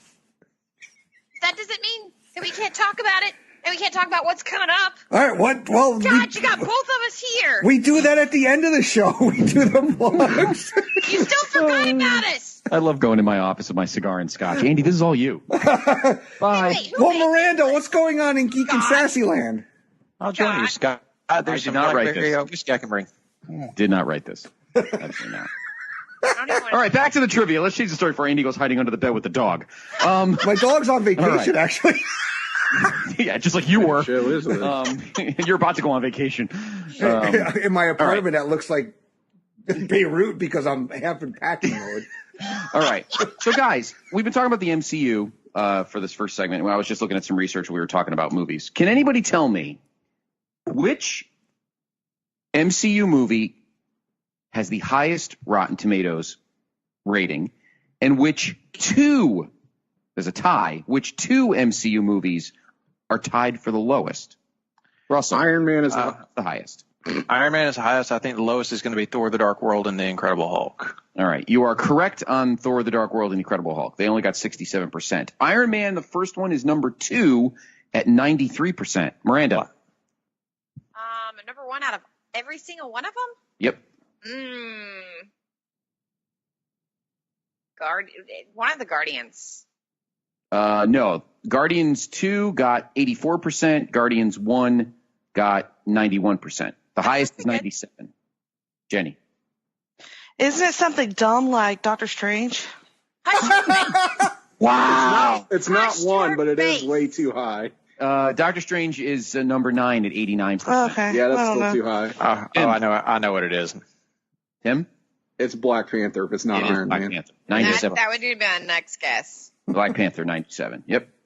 It was Iron Man for a long time, though. Yep. Iron Man 93, then Ragnarok and Homecoming tied. I'm sorry, 3-way tie. Ragnarok, Homecoming, and the first Avengers at 92. Civil War was 91, Guardians 91, and Winter Soldier 90, and then the rest of them. And Dark World and Incredible Hulk are tied at the bottom at 67. Which I watched both last night.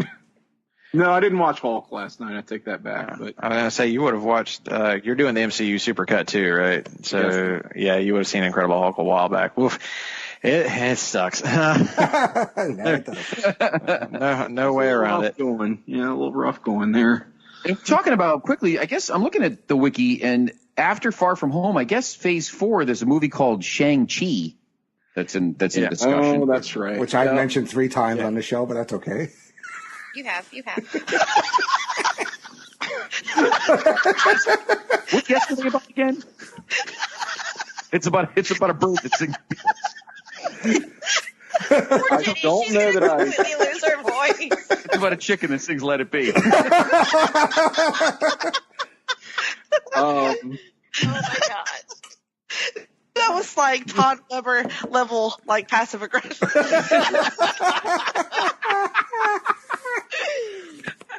Oh my god. All right, Mr. Atherton, the floor is yours. You still there? Or did you run out of the? Did you run out in the street? Lights after that. We still love him and need him. That'd be a hell of a thing if you rage quit your own show. Place to be nation, your only place to be in your pop culture world. We're all being offended. All right. Yeah, Reese will have none of us.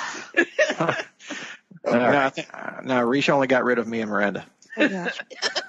Corner. Probably me now. Miranda, the Dark World. All right, Mr. Atherton. Oh, I'd love to see a Dark Miranda movie. What the fuck does that mean? She's so light and bubbly. Sounds like the sequel to Detective Pikachu. Ryan Reynolds as Miranda. Yep. Oh my god. Crying over it. Wait, the Phoenix is a bird, so we got another bird movie with Phoenix. Yeah. Oh god, I can't breathe. Okay. Back to the movies.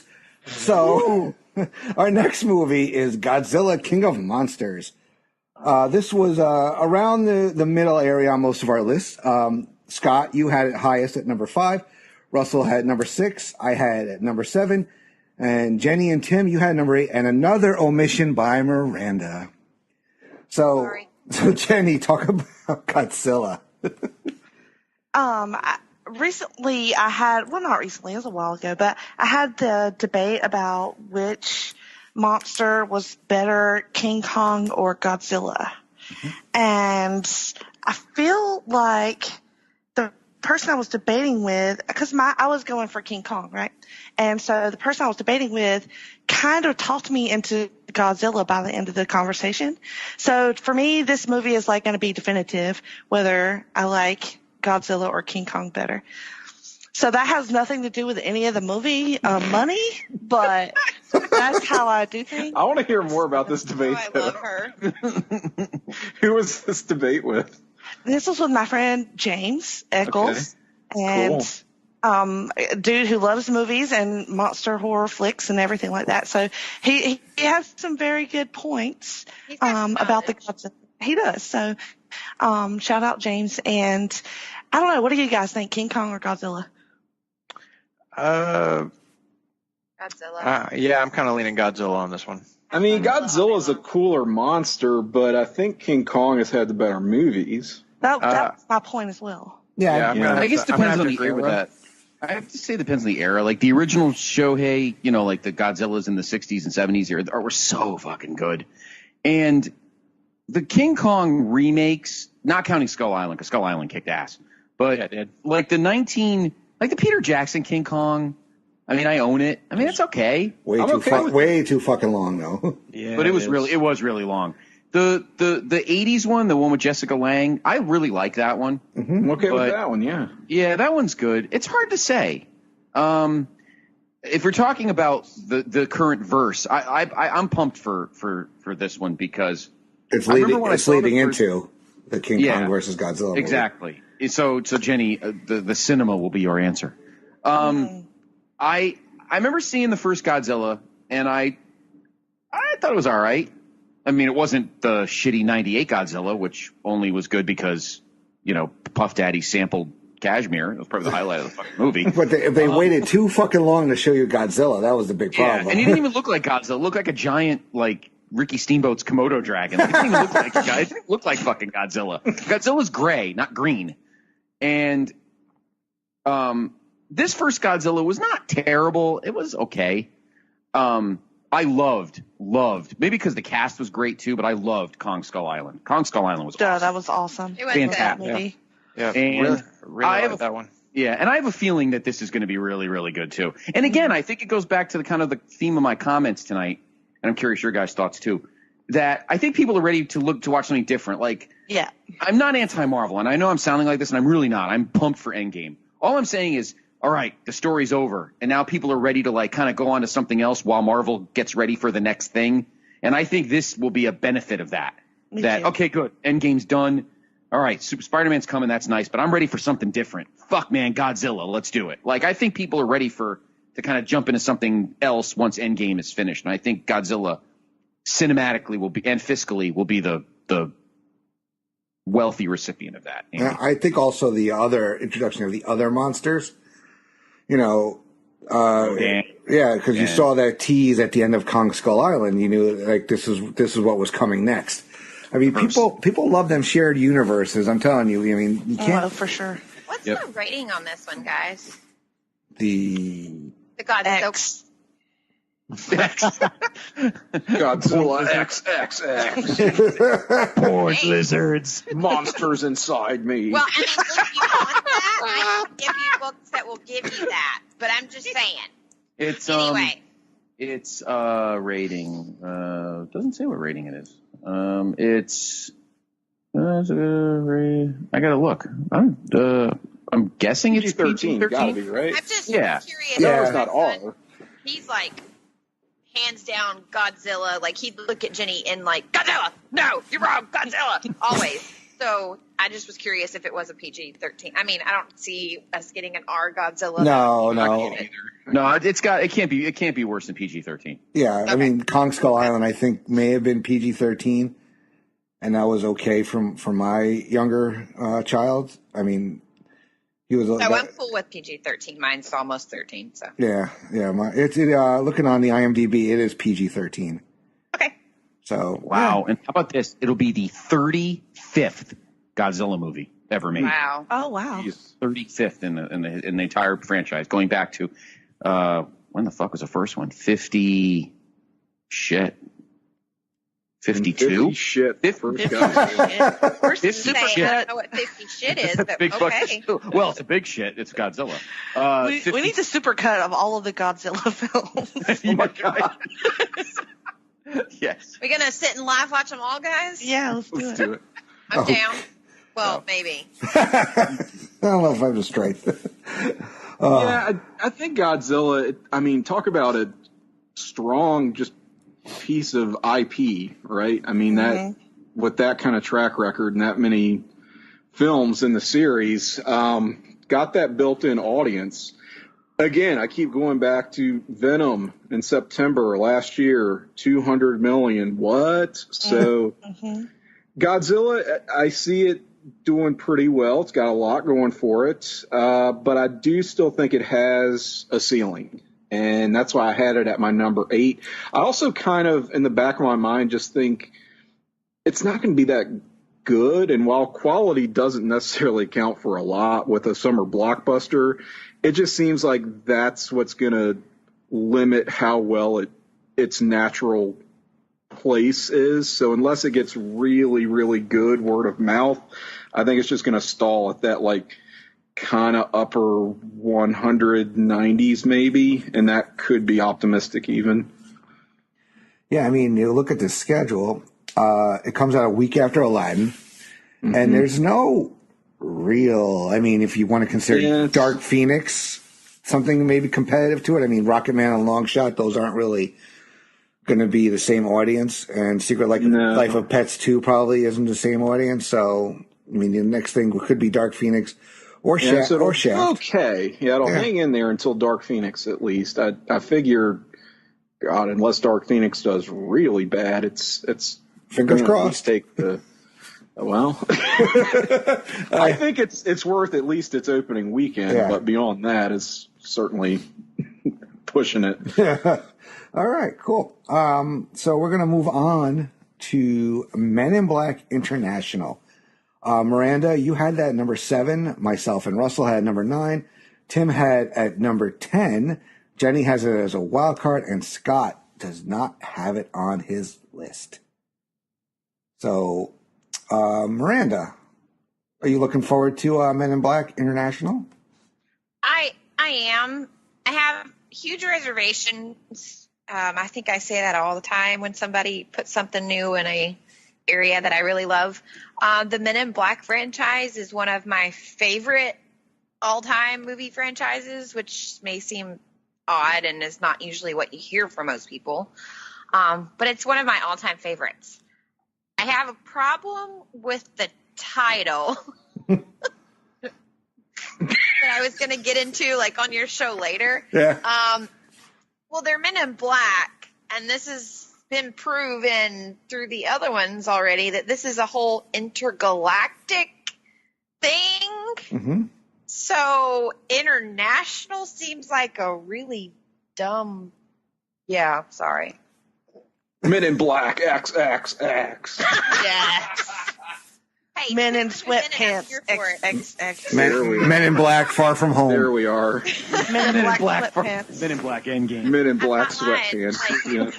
Well, I mean, I think, it's like one of those things, though. Do people get sick of pairings in same pairings? Like, it's Tessa Thompson and Chris Hemsworth, who had the great banter from Ragnarok, but, how are they? It's a movie where you need banter, though. Yeah.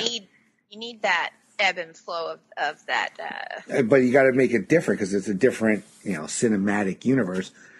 True. I am excited about Emma Thompson being the Zed, I guess, of the British chapter of Men in Black. I mean, I haven't really seen many trailers yet. I mean, I think I've seen the one, so we have no idea kind of like who the villain is yet in this. Yeah, and I want to know, like, are the bugs back? Where's the dog? Like, these are questions that are valid. Yeah, laugh. You guys can laugh, but, like, I need to know, like. This is what keeps Miranda up at night. Right. Are the roaches there? Where's the pug? Like, who's going to wear the Edgar suit? Who's going to wear the Edgar suit? Yes. Who gets to use the noisy cricket? I need to know all of these things. Maybe Will Smith should have done this instead of sucking at Aladdin, and then maybe everything would be fine. No, we're good. Like, don't get me wrong. Men in Black is one of my favorites. But, like, they ended it. He's good. He's done. You know who the original choice was for Men in Black, actually? Not Will Smith. It was David Schwimmer.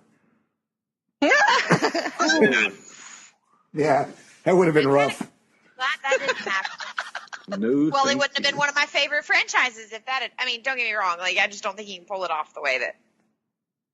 No. It was. No. All right. Men in Black 3, or MIB 3 as it's listed, kind of didn't do as well as I would have thought. Just under 180 million domestic, and that was in 2012. Well, even I didn't even watch it in the theater because of, like, when it came out, just didn't happen for me. I mean, Men in Black 2 wasn't really all that well received by audiences so much when it came out. So MIB 3 really 3 was actually kind of good. 3 was fine. Like, it had a better villain. So honestly, two ages better than I think people realize, but at the time it was not nearly the follow up that people wanted. MIB 3 kind of suffered as a result. But as far as this new one, I really love Hemsworth and Thompson together, and the only trailer we've gotten so far for this movie, honestly, looked better than I thought that it was going to. Still waiting on a second one to give me a little bit more meat to see where it's going to land. But I think on the strength of that pairing, you may have something here. And it was called out earlier, Emma Thompson being kind of the lead role, or like the head of the organization where they are.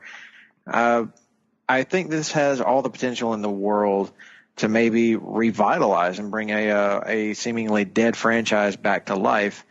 The question around it, of course, is, do audiences really care? Will they want to see it? But I think if the movie is good enough, if you've got like positive word of mouth and strong critical reviews, yeah, you could see a nice, maybe not like huge hit, but something that could conceivably crack into the top 10, like near the bottom where I had it placed, and that was my reasoning for it. It's not got a bad placement on the schedule, maybe not the best either, but there is a nice, like, small cushion on either side of it. I actually don't think this movie is going to debut at number 1 when it comes out. I think it debuts at number 2, because it's only like real competition the same week is like the new Shaft movie that's coming out. Secret Life of Pets like a week before that, along with Dark Phoenix, which will probably be the number one debut at that point. Mm-hmm. And honestly, I think if the reviews and like word of mouth are strong enough for that, it could hold on to the number one spot. But I think it debuts there. Men in Black International, it'll have about a week to get somewhere, but it's the following week. It's going to get decimated along with everything else when Toy Story 4 drops. Yeah. I mean, you just said it like really, really well. I honestly am with you though that it has the potential to kind of bring the franchise back out. You know, I guess we'll see. Mm-hmm. Fingers crossed for it. And on a future Laugh in Theory, you may hear more Men in Black talk. That's a tease. Ooh, with somebody on this panel, no less. Oh my God! What? Oh my God! Mind blown. You don't say. I do say, Miranda. Or maybe until after that podcast. All right. Well, moving on to the next movie that we're going to chat about, John Wick Chapter 3: Parabellum. Now, Miranda, you had this very, very high, number 2 actually on your list. Scott and Jenny had it at number 7. I have it as a wild card. And Russell and Tim, it did not make an appearance on your list. Now, we're going to start with Jenny, though, because I think she's the biggest John Wick fan out of all of Place to Be Nation. And I know she's super psyched for this movie. So, Jenny, what are you really looking for in this movie? Oh, I just want to watch people die. I just want more guns, more blood, more sex, more violence, and everything. Like, just all the Keanu, he's so good. He's so believable. And, you know, all this started from like a dead dog. So it's just incredible to me that we've gotten this far and that it's done so well. I'm so happy because, I mean, this movie it's all the movies have been just balls to the wall, like amazing action, very good casting. The acting is really good, not like a cheesy like action movie that I do like. I mean, it's actually like legit performances in these movies. And then, you know, it's overwhelming. Like, it's an overwhelming experience for me to go and watch these John Wick movies. And I think I'm not alone. I mean, a lot of people like are all in on John Wick. So I think it's going to make a lot of money for what it is, especially with the violence and the rating that it has. Yeah, I saw the first one. I have the second one in my DVR, which I have to watch very soon before I turn my cable boxes in when I move. But, yeah. It's, despite the fact that I did not put it in my top 10 list, that's only because of the ridiculous amount of like high dollar earners that are already coming out this summer. But John Wick is, as Jenny said, it's one of the best, if not the best, modern action franchise, and it's a huge surprise that just came out of nowhere. And I would really love to see her face if Keanu Reeves and Halle Berry hook up in this movie. Holy shit! She might pass out. Yeah, it could very well happen, but totally with her. I want this movie to make like just buku-doodles of money, and for its definitely low production budget, I'm expecting it to be a massive hit based on that. I mean, the franchise is already just, you know, huge. So it's not going to be hurting at all. It's going to make plenty of money. I'm certainly going to be there opening weekend for it. It's going to do fine. I just think that the competition that it faces at this year's box office is so strong, so high that it may not be able to crack into the top 10 due to the high dollar amounts that all these other movies are likely going to make. But I think it's going to be just outside of it. I think it's going to be like around number 11 or something. Yeah, I mean, and also the fact that it's an R-rated movie. Yeah, that is going to hurt it in the summer movie season, no doubt. But as far as like the measuring stick for success for John Wick is different than it is for, say, something like Avengers Endgame.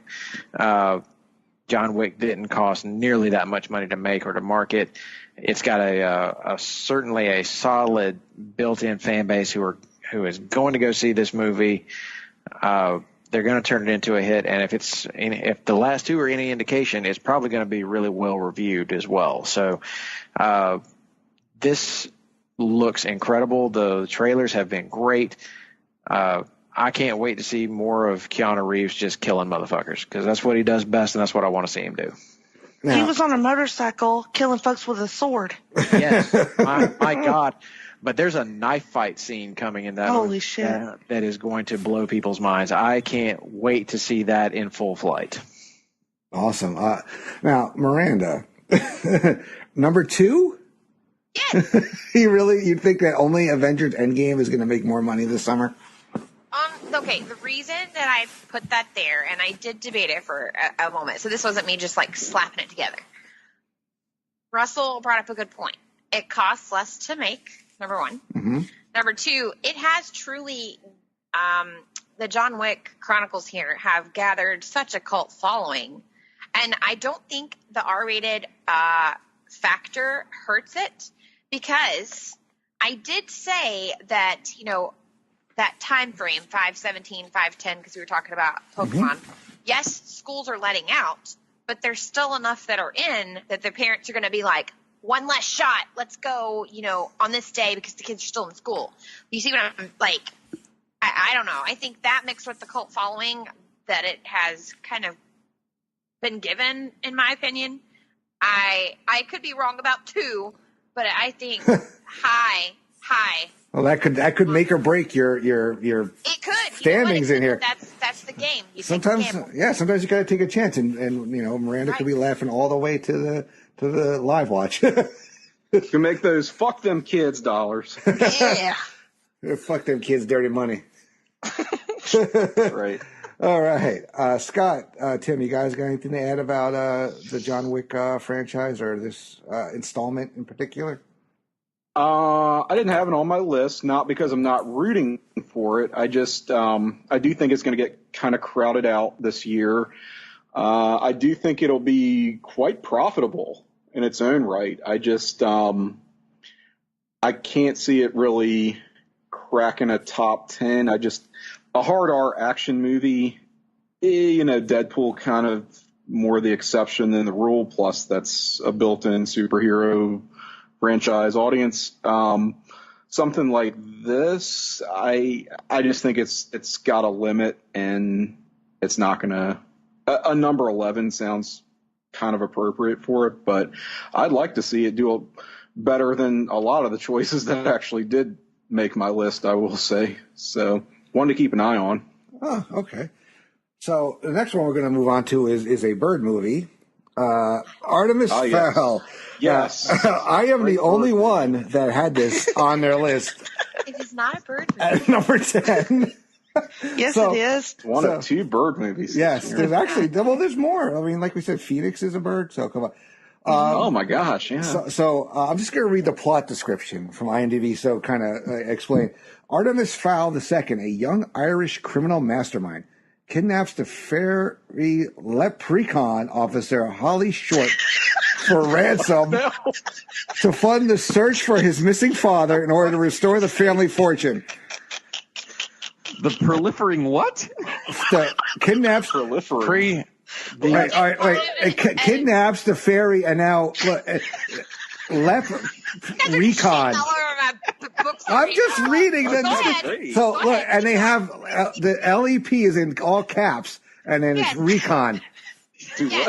This sounds not like the leprechaun, the leprechaun. Leprechaun. I mean, this just sounds like the what the hell is that Disney, that Pixar thing with the elves came out around Christmas time? That's what this sounds like. Or what's the? I'm hearing bird movie. An Irish mastermind is not a leprechaun. Hey, it's got Dame Judi Dench and Josh Gad. Josh Gad and Judi Dench. Playing a bird person. Oh my God. Dark Jenny is fully dead. We've broken Jenny. I was not expecting you to say fairy leprechaun. Okay. Let me explain All right. Let's let Miranda has the floor. Okay. So this fairy that he ends up kind of capturing, which later in the series they, figure things out. Spoilers. She is actually a police officer for the fairy, like part of the fairy world, and so she's on like a special recon team to make sure that the humans don't find out about them. And then so it's LEP recon. Right. LEP. Okay. You're mixing your magical creatures here, is what I'm hearing. Like, why would you name yourself that? She's a recon. Oh my God. So it's leprechauns, not birds. No, it's fairies, not even all leprechauns. kinds of fae, So guys. It's all kinds of fae. All kinds. Faye, that sounds like True Blood. Oh, this is true. I'm hearing they're leprechaun birds. That's what I heard. Yeah, that's my takeaway. You guys are horrible. And this is why, even though it's one of my favorite book series, it did not make my list because enough people are going to be like, what the fuck is this? And they're not going to watch it. Well, I mean, it doesn't have... Fingers to all of you but Andy. Yeah, I'm not going to go. Are you flipping us the bird? I did it to myself. Well, it's opening a week before another bird movie, so I don't know how you expect. I mean, this market is going to be diluted with. I mean, Jenny feathers just lower. and foul. I plan to go see it. Jenny lower the hammer. That's check and me. Wanted to, and he wants to see it. So anyway, I'm going. Have fun with that. Well, You'll make $20 from Miranda. Look, there are a few things in this world that are as fun as watching a movie in an empty theater. So, you're going to have a great time. Hey, you know what? We lived in Ozark for the first 5 years that we lived here. We watched tons of stuff in an empty theater because, I love it. Nobody else wanted to go to that theater. I love walking into a movie and be like, oh, private showing. Right? Then you pretend that you pretend you won. When he was growing up. Yeah, you pretend you won Mega Millions and you're in your living room. Right? It was always just us and our friends. Hell yeah. I'm not saying anything negative about it, and I can't say shit because I went to see the Meg in IMAX, and I was practically the only person in that theater. Oh, that was fun. You had fun, did you not? I loved that movie. There you go. I did too. I love the Meg because it's trash shark movies, and that's just my bag, baby. Trash shark movies. I don't care how trash they are. You gotta watch them. I will watch Deep Blue Sea any day of the week. Oh yes, Leviathan. There we go. Leviathan. And you know what? Jaws 3D. Peter Weller punching that woman at the end. Yes, Jaws 3D. I saw it in 3D. It was awesome. I saw that in theater, yes. When I saw Jaws 3D on television for the first time, and whenever that shark is coming at the screen, it breaks the glass. So great. And the glass breaks. God, it gets me every time. It's so good. That's awesome. That was back when you had to get the red and blue glasses. That's right. I did. I did. I saw it. I remember my little cousin was visiting from California. We took her to see it. She was 3 years younger than me, but yeah. And then they had Jaws 4, right? With Jaws Revenge. Jaws where the shark actually knew where to go and find them. Swam thousands of miles to the Bahamas. And the best part about that whole movie was Michael Caine. What is that in the water? Is that a bloody shark? What is happening here? Alfred talked for sharks. Wow. My favorite Jaws. All right, Tim has been trying to talk for a second. My favorite Jaws movie is the Jaws the Revenge sequel that Jenny and I fantasy booked on Talkin' Pop, our live watch of My Father the Hero. So there's your soft plug for Talkin' Pop. Did the shark eat Katherine Heigl? Please tell me it did. It was, you'll have to listen to the show. All right. I mean, it's a hidden gem of a show, is what I'm saying. It's look, My Father the Hero. All I'll say, it's like My Father the Hero. Well, My Father the Hero is a stealth sequel to Jaws the Revenge. What? Mind blown. Yep. Check it out. So, Miranda, should I do the rest of the show as Michael Caine? I mean, I'm okay with Now, our next movie is the next Quentin Tarantino flick. No, sorry. So we're going to move on. I made a Russian girl Abandoned kill your own Abandoned- bloody shock. Is that what I think it is down there? Emon. Blue. All right. They're studying fucking snails. All right. What good are all those fishing lessons if you can't catch your own bloody shark? I call it Bruce. All right. So.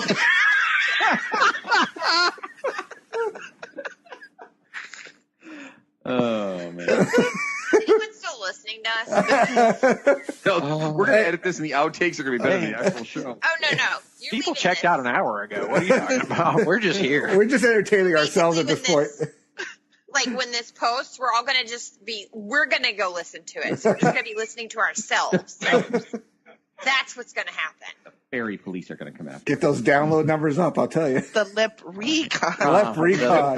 Shut up! Keep the leprechauns.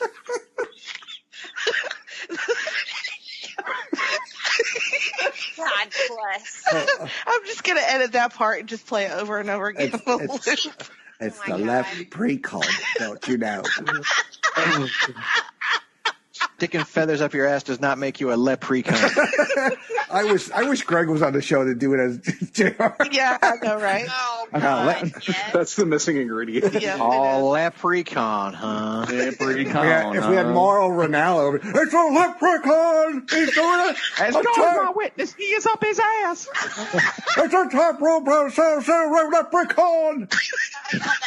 My laughs are so loud tonight, you guys. You guys are horrible. You're making me like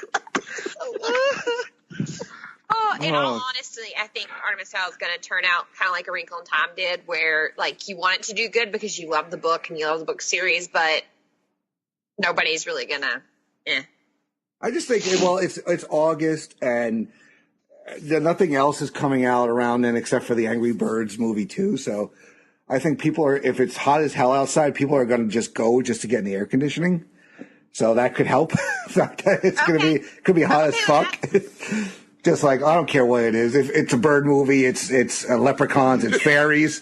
I don't care. Just cool me off. Whatever. Can my kids sit down and watch it for an hour and a half? Sure. We're going then. We're going. All right. So the next movie is the next Tarantino movie, his 9th movie. And according to him, he only has one more after, I think he's retiring after his 10th movie. Once Upon a Time in Hollywood. Now, Scott had it at number 2. Myself and Jenny had it as wild cards.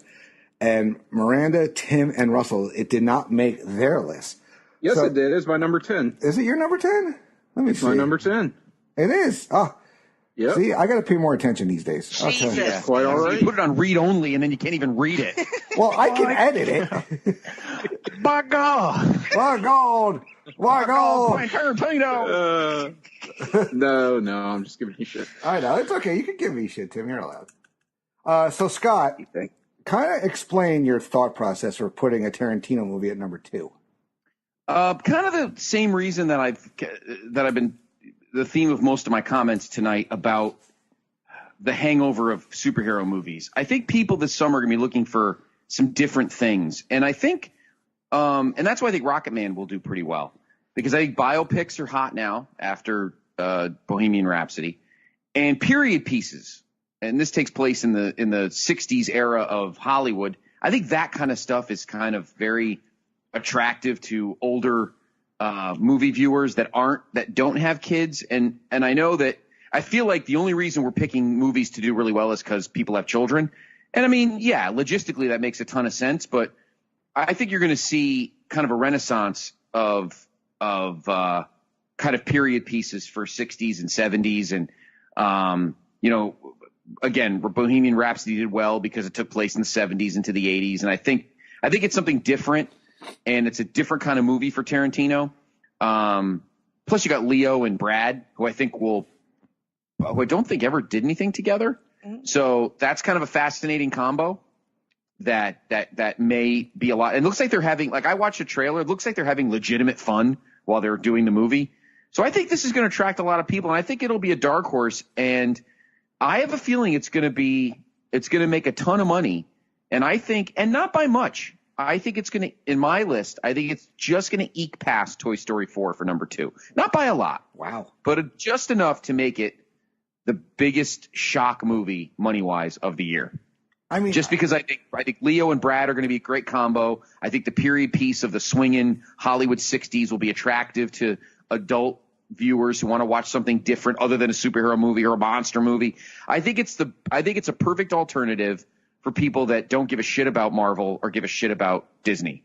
And I think that's the one people will flock to if they're not going to see any of the others. Well, I mean, it's going to make money based on its budget. To Artemis Fowl, which opens the same weekend. Jesus Christ!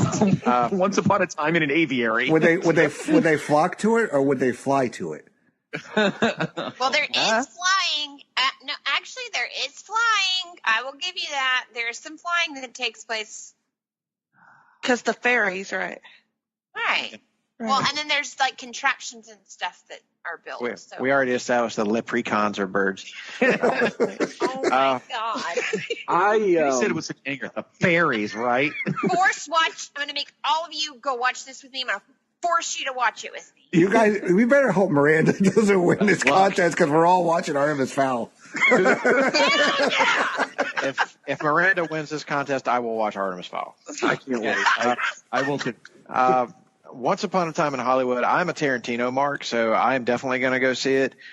It's positioned really well in the summer because it's at the end of the summer. All the superhero movies are done. So Once Upon a Time in Hollywood could absolutely be a great palate cleanser. It's going to be different from everything else that's coming out. I'm with Scott. The trailers looked absolutely great. The guy they cast as Bruce Lee is spot freaking on. Oh, he's fucking awesome. My God, nailed it. I want a whole movie.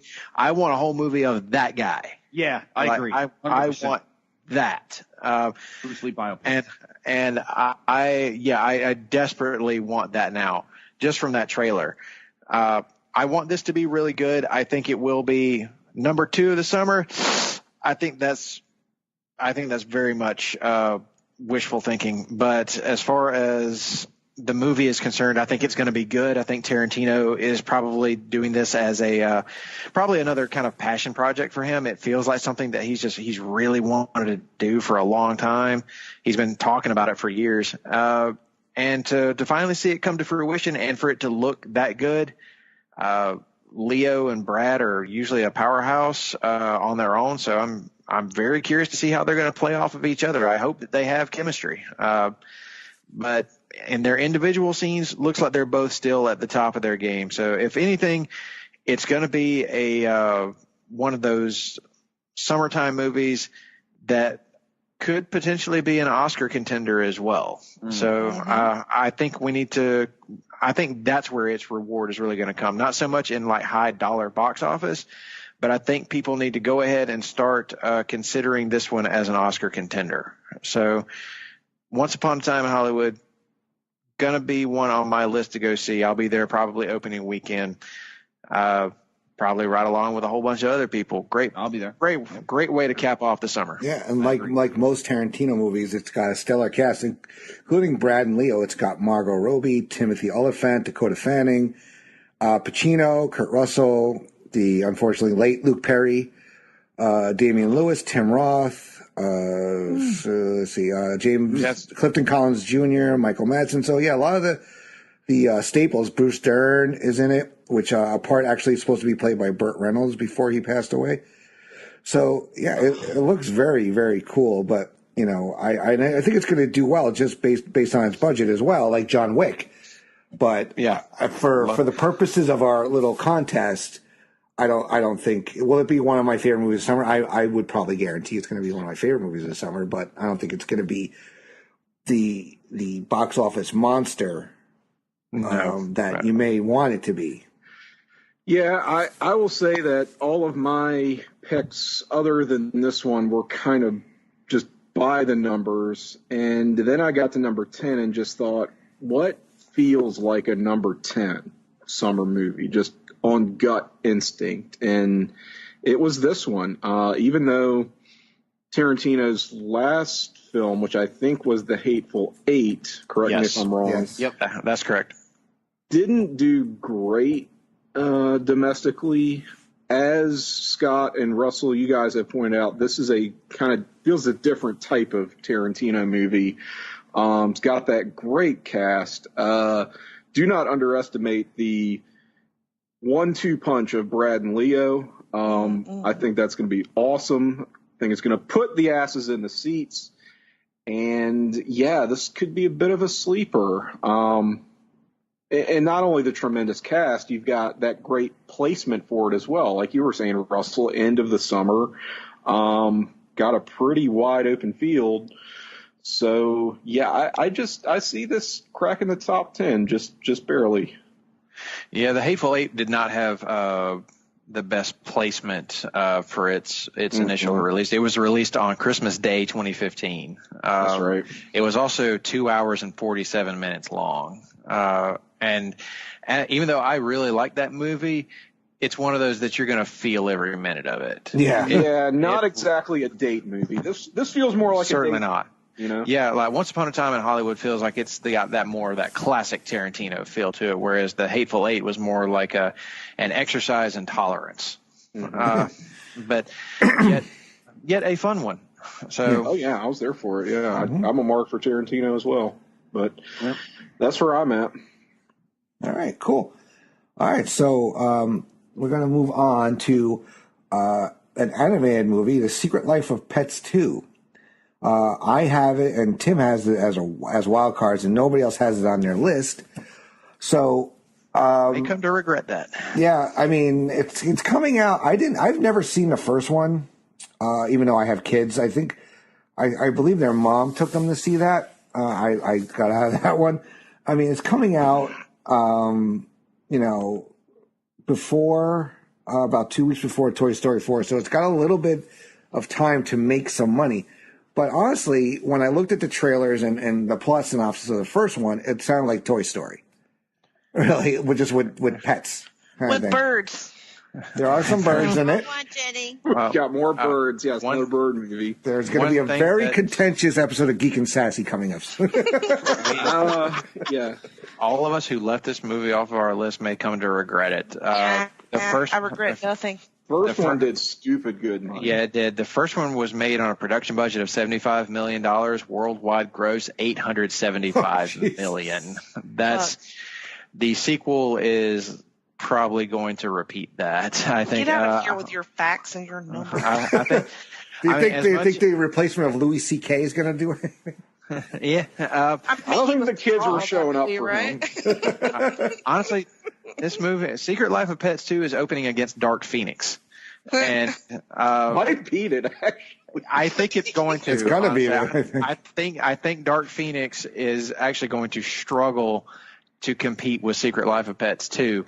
And that's something I never thought I would say. But here we are. When you look at like where people are in terms of like where's their franchise love at, I think that people have fallen out of love with the X-Men franchise after Apocalypse, and Dark Phoenix's trailers ain't exactly setting anybody's world on fire other than the literal setting the world on fire that they do in the trailer. But plus people are going to have bird movie fatigue and aren't going to show up absolutely. For Dark Phoenix movie. Well, that comes out before Artemis Fowl. Yeah, everybody's already tired of the bird. Yeah, the bird is not the word. They are preemptively canceling bird movies. Is what's happening. I think when Jenny was describing John Wick 3, she was actually describing the next episode of Geek and Sassy. Blood, violence, death, sex. They kill his bird in that one is what happened. They killed Amanda's bird. Thank God. Thank God. Luckily, she's about to have her jaw wired shut for like 6 weeks, so I won't have to. They're not wiring it shut. God damn, where have we gone? What are we doing? Like seriously, like I'm having third triple jaw. So she's like, "Woohoo, Miranda can't yell at me for a while." Don't worry, we'll yell at her for you. Yeah. Damn it. All right, so All right, Jenny, Miranda, you think you're going to get dragged to that one? Hell no. Next. Yeah. I am. We actually saw the first one in the theater, and we own the first one. And again, that was a preview that played, I want to say, before The Missing Link. He was like, yeah. So I know we're going to see it. But I didn't put it on my list because when you're considering the entire list, at some point something has to not make it, basically. Yep. Is the only reason this one didn't. Yeah, there's going to be omissions here and there. So moving on to Dark Phoenix, as we've talked about a little bit. So Miranda, you had that at number 8. Scott had it at 9. Russell, you had it at number 10. I have it as my biggest bomb. And Tim, let me read your list again so I don't make another mistake. You don't have it. You have omitted it. So, like I said, I think it's going to be the bomb because not the bomb, but the bomb of the summer, not the bomb. Bomb.com. Yeah, the bomb. Because wrong bomb. I think people don't give a shit really about the X-Men anymore. I think the movies have gone down in quality.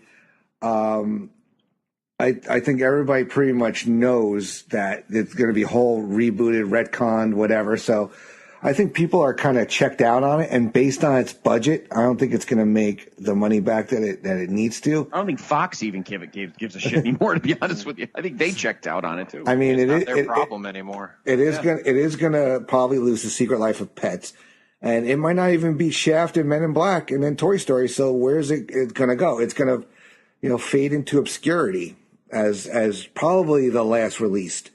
I don't even think there's enough curiosity in how that series ends from people because we all know it's a foregone conclusion. That's it for the Fox series of X-Men movies, but it's so to the point of apathy that people aren't even necessarily going to give it their hate dollars. So, in what confidence must Universal have that it's going to fail to put Disney. Secret Life Pets 2 up? Universal. Okay. I think that's a correct assessment. That putting Secret Life of Pets 2 there and then like not blinking whenever Dark Phoenix got put on that schedule, that clearly shows where I think everyone knows this franchise is at now. It is, including the industry. Yeah, it's a foregone conclusion. This is done. And when you look at X-Men Apocalypse, it didn't even make its production budget back domestically. That's bad. Worldwide that always total never happens with these movies. It doesn't, because the one before Apocalypse was Days of Future Past, which was a massive hit, like critically and commercially. And then Apocalypse comes out. The reviews were not that kind, and word of mouth spread very quickly that the movie was just not good.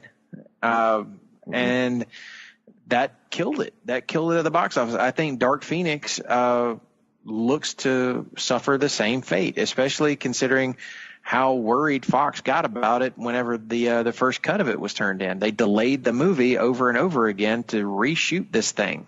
Hey, Tim. Yes, darling. Do you think something like Roasted Broccoli People could turn it around for Dark Phoenix? Because, I would want to see that. If they do the Tim and Todd, Tid, too loud, Tid. She's too loud. If they do the Tim and Todd version of that, it could really pay dividends, I'm sure. No, I would pay to see that. Our fantasy rebooking of how she destroyed the planet of the broccoli people is, tune into Conversation Comics, folks. Another soft plug. That's what we call them here on Place Be Nation. Ain't nothing soft on Place Be Nation, Pop. No. Hey, now. I almost put this one as my dark horse instead of a couple of the others, because I think that if word of mouth is strong enough on it, like off chance that it actually turns out to be okay, then it might make enough money to justify its existence in some way. But I think that the reality is it's not going to do it. It's not going to make its production budget back. It's going to be the final nail in the coffin of this take on the X-Men, and we will all eagerly anticipate the MCU reboot that'll come in probably like 10 years. Yeah, it's going to be a little while before we see them. They'll do Fantastic Four first. Prediction: Galactus and Silver Surfer in the Endgame post credits. Ooh, That sounds like fun. All right. I think we see Ben Grimm in the post credits. I don't think you see any actual members of the FF. I think that they'll go with the creature or like characters they can easily just CGI and not have to attach an actor to. Kind of like they did. CGI like a stone foot, maybe, something like that. Who knows? All right. So next movie we're going to chat about is Rocket Man. Jenny had that at number 10. Russell, Scott, and Miranda has a wild card, and Tim and I omitted it from our list. Now, Scott, I know you're a big biopic music, Elton John guy. So tell us about Rocket Man, what you're looking forward to there. Well, I mean, it's obviously in the same. It's going to be in the same vein as Bohemian Rhapsody. The only difference is Elton's still alive, so I'm sure, knowing Elton, he probably had his hands all over it. But it looks like the same. It just looks really good. And any of these kind of movies where you can kind of sing in the theater, like, I mean, I remember when I saw Bohemian Rhapsody, everybody was singing everything. And I think people get kind of excited and fun about it. So I originally had it in my list like at 7 or 8, but I don't think it's going to make the same. I don't think it's going to have the same impact that Bohemian Rhapsody did. Like, it may make some Oscar buzz, but probably not. But I still think it'll make a decent amount of money. And I think a lot of people will go, again, for the music because Elton's catalog is so great. And a lot of people who aren't like diehard music fans like me or who've seen Elton live and know a lot about his career. So having said that, I think the curiosity factor of it, and I think that biopics are becoming is going to be the next kind of hot genre. I think will lend this to being doing very well. And I think it comes out, beginning of June, right? Or end of May? When's it come out? The 31st, the same weekend as Godzilla.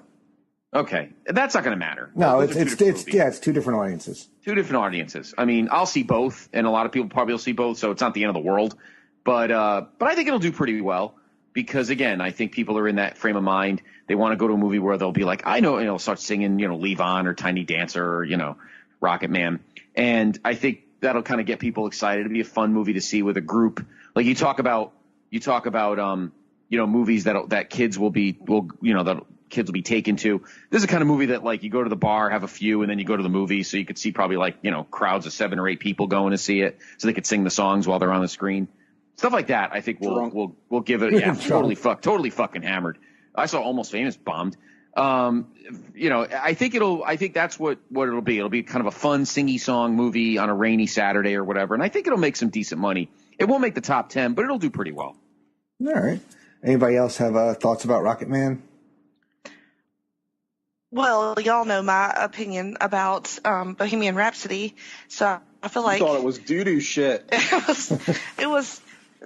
I haven't. It was what it was, but I think this will be, like Scott did, a lot similar to that. I do love Elton John. I do love biopics. I do love period pieces or whatever. So I don't know. It probably won't be about Godzilla for me, but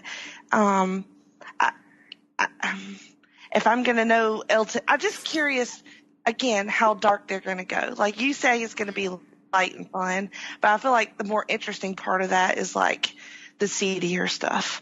So I don't think we're going to get as much of that for good reason or whatever, but that's just me being curious and wanting to see that sort of thing as opposed to something bouncy. All right. Cool. All right. So now we're going to move on to the Angry Birds movie 2.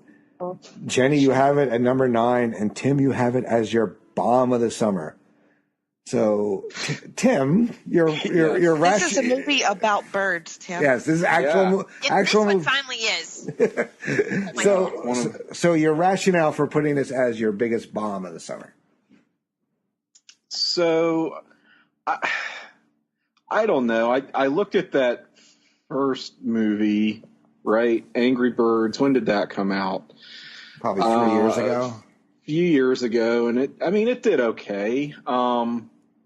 It made over $100 million domestic, which kind of sounded about right for where the popularity of that concept was at the time. Like, I do remember when Angry Birds was like a huge thing, like the parents with kids and mostly complaining about it, understandably. But it was just like, while I didn't get it and didn't care about it, I knew that it was a big, big popular thing for a while. And then it seemed like it went away, and yet we're getting another movie.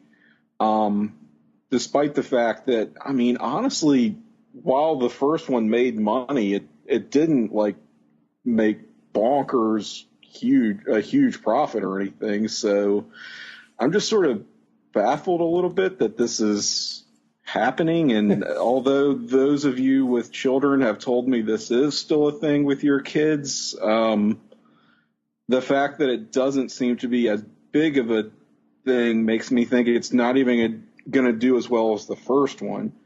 And I'm like, if it doesn't even do that well in this summer movie season, it just feels like their goose is cooked. I mean, it comes out late August. There's no real competition for it. And again, that's another thing. It's like, if it's hot outside, nothing else to do. I mean, that's probably the only way that my kids are 12 and almost 17. So unless it's like, we got nothing to do and it's hot and it's like you just want to get out of the house, you guys want to go see. This is where, I mean, while, it is a new movie opening, this is where I see people going to see, like, The Lion King again, rather than seeing Angry Birds 2 the first time. I agree. Yeah, if it weren't for Ugly Dolls, this would be the biggest bomb of the summer. Is that another terrible bird movie? It might as well be, but Ugly Dolls is also opening only 1 week after Endgame. There is no way that movie makes money. I'm sorry. It's going to get trounced. And then Pokemon Detective Pikachu opens the weekend after. It stands no chance of making money, on top of the fact that what the hell is even Ugly Dolls? I mean, could explain it, but you shot down my Artemis Fowl, so I don't know why the fuck I'm going to try to explain anything. Well, I mean, if it was a movie about birds, people would want to go see it. I mean, they're not going to be tired of them until Angry Birds 2 comes out. Well, my thoughts on this are extremely skewed because my child has been obsessed with Angry Birds since he was 3 years old. And it'll go in cycles. Like, he'll kind of phase out of it, and then he'll just come right back to it. Right now, he's playing Bad Piggies. He plays with his plushes. He has like a bazillion Angry Birds plushes. He knows every single thing about Angry Birds he knows things about Rovio. I mean, the kid is just a fountain of knowledge. So all of my expectations are based on his opinion, right? As they should be when it comes to this. So really, but I think a lot of kids are like that. Like, they're like, oh yeah, I forgot about Angry Birds. And then they might get back into it real quick for a minute because they'll start seeing the commercials. The toys will come out. It'll be in the Happy Meals. And so it'll be all over the place, and it'll remind them. And I think that will be where you find your audience. Yeah. I mean, it was one of those things like when the trailer first popped up, but I think my kids looked at me going, they're making another one? So it's kind of like. And mine said, finally. Right. Ethan is so excited. We have, we actually have videos on my iPad where at one point, Caden and Ethan begged Jenny and I to have a YouTube channel, and we kept going, no. And so if you go to my YouTube account, which is actually supposed to be like just for me to have like watch things, there's actually videos that I guess they snuck and made where they're like, but we don't talk or show our faces. And it's about Angry Birds. Yeah, it's Angry Birds. It's their Angry Birds plushies, and Which a lot of kids do that. They will, like, that's what he watches a lot on YouTube is like kids acting out scenarios. Oh yeah. With their Angry Birds. When my daughter was younger, she used to watch. They were called LPS videos. And it was Lila's Pet Shops, where they basically would have the things go, what are you doing? I'm not going. I'm going to start another. And I'm like, what the fuck are you watching? It's like watching other kids play video games. I'm like, what the fuck are you watching? Yep. That's what it is. Jenny, you want to play Sylvanian this weekend? Yeah. Oh, Lord. I can't wait to play Sylvania. Oh, sounds so good. All right. I can't believe the first Angry Birds movie is the second highest grossing video game movie of all time. Really? No, that seems legit. Yeah. Huh. Only Warcraft made more. Well, because all the other video game movies have been shit. I mean, Street Fighter, Mortal Kombat. I mean, the only good thing about Mortal Kombat was the soundtrack. So, Soundtrack was good. Yeah. And I was I'm a Warcraft person. I was really sad because none of the theaters or anything put any stock into the Warcraft movie. They're like, whatever. So our theater played it for 2 times in 1 week, and it was just gone. And then even in Dothan, it was just gone. I'm like, really? What? It didn't last long in our area. Didn't that make a shit ton overseas though, Warcraft? It did. It made a shit ton. It made overall. It made $433.5 million. Let me see what it did domestically. Budget of 160. Oh, here it is. It made $25 million opening weekend. 3.1. It went on to gross $24.2 million in its first weekend.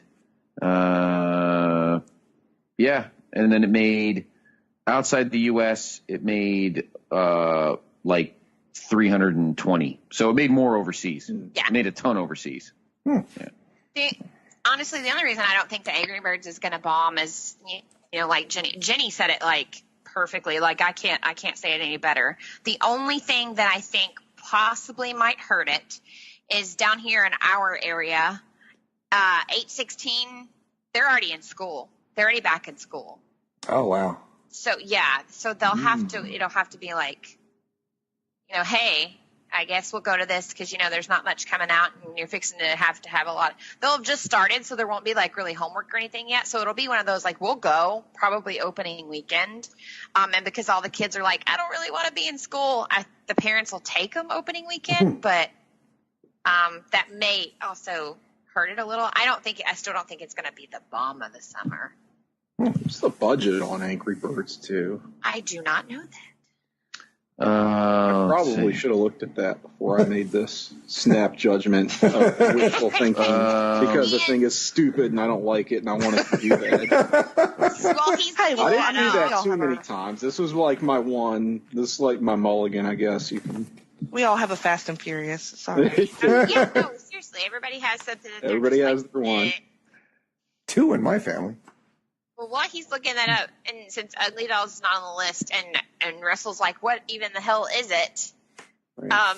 It's based off of a toy line, actually, and this movie's going to teach, it's basically supposed to teach the lesson that, just because you're ugly, because these ugly dolls show up in a town of perfection, where all the dolls are perfect, and they all are beautiful, and everybody wants one of the beautiful dolls, and kind of teaching the important that perfection is not, what you have to have. You can look different and it's fine that you look different kind of deal. The only thing I think, honestly, I feel it has the potential to be another Trolls. Or it could be an emoji movie. It could. I mean, honestly, but it has the potential to be another Trolls movie. And my kid is are we going? Can we go? Can we go? Can we go? So, yeah. Well, I find nothing on the production budget of Angry Birds. Yeah, I can't find it either. Yeah, no, I can't either. Very strange. But let's put it this way: the budget for the first one was $73 million. So it's probably a little bit more than that. Probably a little more. So, I mean, I don't know. I'm still. Yeah, you mentioned something like Ugly Dolls, which I didn't even really look at. Which probably tells you all you need to know. Does it do worse than that? I mean, probably not, but anyway, we all have our one. They're little plush dolls that one doesn't have an eye, so he has an X over where one of his eyes is gone because it's supposed to be there. One has wings and it's red. They look like traditional random plush toys, and the other ones are dolls. I guess more like a Barbie or something like that, and that's where They're the ones that quality control sees them on the assembly line and throws them in the pile. Get out of here! Get out of here! Essentially that's how it kind of the preview went. But it's got a pretty big, like, well-known cast, and the music soundtrack is supposed to be really good. So that's why I said it has potential to possibly be another Trolls movie. So that's why I didn't just kind of write it. It's not anywhere on my list, but it's not a bomb either. I didn't just write it off because of that. It's on your list, actually. Is it? Yes, Did I? it's number 9. Okay. He's like, actually. No, I'm glad you caught that. For some reason, I thought I left it off entirely. Oh, yeah. So, But it all comes down to, like, I was thinking of, like, how well the Trolls ended up doing, and I was like, you know what? It could have the same effect. But you're right, it could end up being a Emoji Movie, which I own, and so let's run through a couple more, and then we'll get everybody out of here. Let's see. Annabelle Comes Home. You couldn't pay me to see this fucking scary doll movie. I'm so pumped for that. Let's see. Miranda, you have it at 10. Tim, you have it at a wild card, and nobody else, I believe, has it on their list. But Scott, these are low budgeted horror movies for the most part. These kind of movies, so they're gonna do well. They're just not for our purposes. So what are you psyched about for Annabelle Comes Home? Well, it's a great series. I mean, the Conjuring franchise. It's the first time that we're going to get like a legitimate building franchise outside of the big three: Halloween, Friday, and Nightmare. I mean, you have Hellraiser, but this is. I mean, now we're talking about 5 movies now. If you count the 2 Conjurings, this will be the 3rd Annabelle, and then you got the Nun. Oh, and then you got which I made the mistake of watching on Easter. So Jesus, it was okay. And then the new one that's out, the Curse of I think it's La Yorca, which is a Mexican myth or legend about a ghost of a woman who lost her children, and she roams the countryside of Mexico crying or something.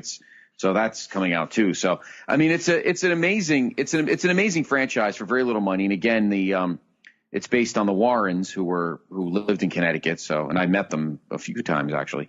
And so I've always had kind of an interest in them anyway. But it's creepy as fuck, but it's tremendous. And but not for our contest. No, it's not. It won't make that kind of money. It won't make like Halloween money, but it'll do pretty well. Again, for the horror junkies, it'll do pretty well. If I'm going for a crazy haunted doll movie, I'm going to see Child's Play. I'm with you. So that's where my money's going to go. Yeah, no, I'm going to see that too. I'm a little skeptical because I mean, it's not even called Chucky, right? But it is. What's his name's voicing it? Mark Hamill. Mark Hamill. Yeah, and that's good enough for me. I mean, the Joker is Chucky. Fuck yeah. Right? Shit. I'll do that. The trailers look pretty legit for me. Yeah, they do. They do. Gory. And they come out a week apart too. Annabelle comes out a week before. So let's talk about Child's Play. Let's see how did it fare? So in this wild card, Scott, Jenny, and Miranda, and then myself, Russell, and Tim did not have it on our list. So Jenny, you psyched for this? Is this a reboot or is this It's a full remake. A full remake. Yeah, it's full starting scratch. Yeah. Okay. Which I think is cool. I mean, everybody's doing that, so let's just do that again. But yeah, Mark Hamill, I'm down for. I just like weird stuff. I like a lot of gore. The kid playing in it looks pretty legit. I mean, as child actors go. So it looks like there's some potential there. And, I just think it'll be fun. It's a fun slasher film. Is the mom from Seventh Heaven going to do a cameo? That would be awesome. She's awesome. That'd be great. Wonder if Yeah, she was a smoke show. I have to agree with that. When it comes to TV moms, she definitely was. And she was in Star Trek. That doesn't hurt either. That's right. Yeah. So there you go. But yeah, no, I'm looking forward to that too. I think it'll be really good. The original Child's Play kind of franchise kind of petered out. The last couple were okay, not great. Right. But this was definitely due for a refresh. This I don't have a problem with. Aubrey Plaza is in it, and she's so good. Yeah. She's great. She's so much fun. Yeah, she could be Hachi Machi. For sure. Yeah. Oh, Aubrey, definitely. And it's a different role for her. She's not the smart, direct smart ass. She's the mom. So it'll be interesting. Yeah, I think this one actually does have potential to be one of those sleeper hits. Should be an entertaining time at the movies. Kind of an interesting look to the, I guess the mythology behind it, because I think that Chucky is going to be less a like voodoo priest kind of serial killer who accidentally puts himself in the body of a doll, but more a serial killer who winds up putting his brain in an AI that is connected to these Chucky dolls.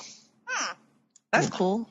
Yeah. So it feels like a good way to refresh this series. Could potentially be a way to revive another dead franchise. So here's hoping it does well, because I mean the recent crop of horror reboots has actually been pretty decent. Mm-hmm. So along with the original stuff, like the new original horror franchises, like the Conjuring series, we get stuff like It and the more recent Pet Sematary, and now it looks like Child's Play may get the same kind of treatment. So it's hell of a time for horror fans. Mm-hmm. Yes, I agree. All right. Speaking of horror movies, Dora and the Lost City of Gold. Segue on point. What the fuck? That was pretty awesome. Miranda has this as a wild card. Jenny has it as her bomb. And that's as far as it goes for this panel. Yeah. I mean, I finally saw a trailer and I kind of just, the whole time I just was like, what the fucking in my head? Like, and that's without Danny Trejo voicing Boots the monkey, which is I heard. That makes my day, guys. That's the one thing that made me pause, but I was like, nah, still. Yeah, as much as I love Danny Trejo, they ain't getting my $12 to go see him voice a monkey. No. I mean, like, I could get really stoned and enjoy this movie, but I'm probably not going to do that. Nah. It's just why. I don't know. Okay. They try to I mean, turn is Dora is into Dora that new, still a thing? Actually, it is with the little kids. I mean, my kids were into Dora and Diego. Diego just came out when my kids were little. So yeah, same for us. Diego was new when Caden was little. So they had they had the toys and quite a bit. So, as a dad that had kids that watched Dora and Diego, you mean to tell me when you had to sit there and watch it with them, you never made up like scenarios such as Dora actually works for the drug cartel, and so what's in backpack, she's got to make sure she follows the map, because if she doesn't, she's going to not get her delivery where it needs to go, and Swiper is actually the rival gang, and like the whole point of her being like, Swiper, no, asshole, no, is because like that'll fuck everything up. Like, you didn't come up with stories like that? Oh, I like this. No. Okay, well. I mean, that never crossed my mind, actually. I spent a lot of time screaming at the TV because she would ask you a question and then wait fucking 20 seconds and then say the answer. So I would just be like, God damn you, Dora. Oh my God. Do you know how many times I was like, Dora, you dumb bitch. She's right there. She just stands there and blinks at you. God, right. Sucks. And that map, I know what's going on. I'm the map. I'm the map. He's the map. He's the map. Swiper, no swiping. Swiper, no swiping. Oh, man.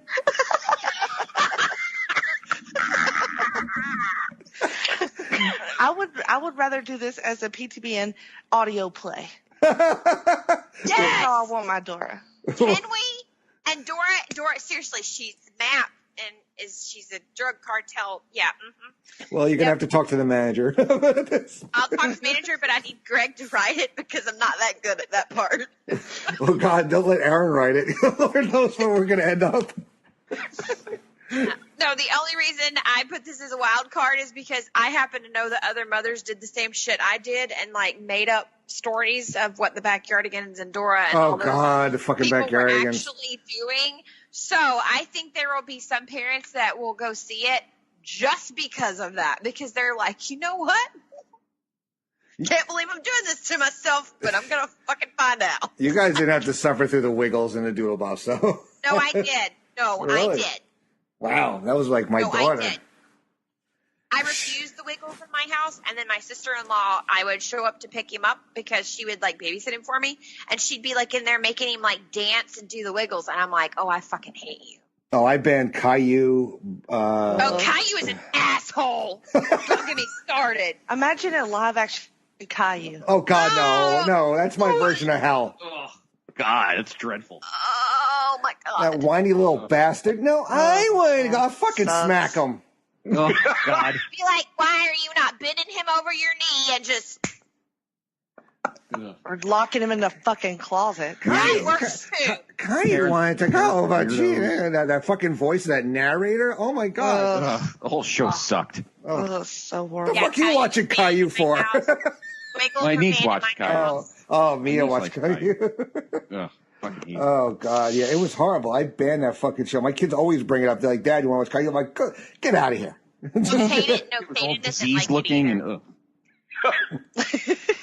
and All right, so we're just going to quickly go through some of the movies that we really didn't get into that appeared on lists in one place or the other. Now, Russell, we didn't talk about two of your wild cards. You had Brightburn and The Dead Don't Die. Now, what's Brightburn? Is that what's that? That's the Matthew McConaughey movie?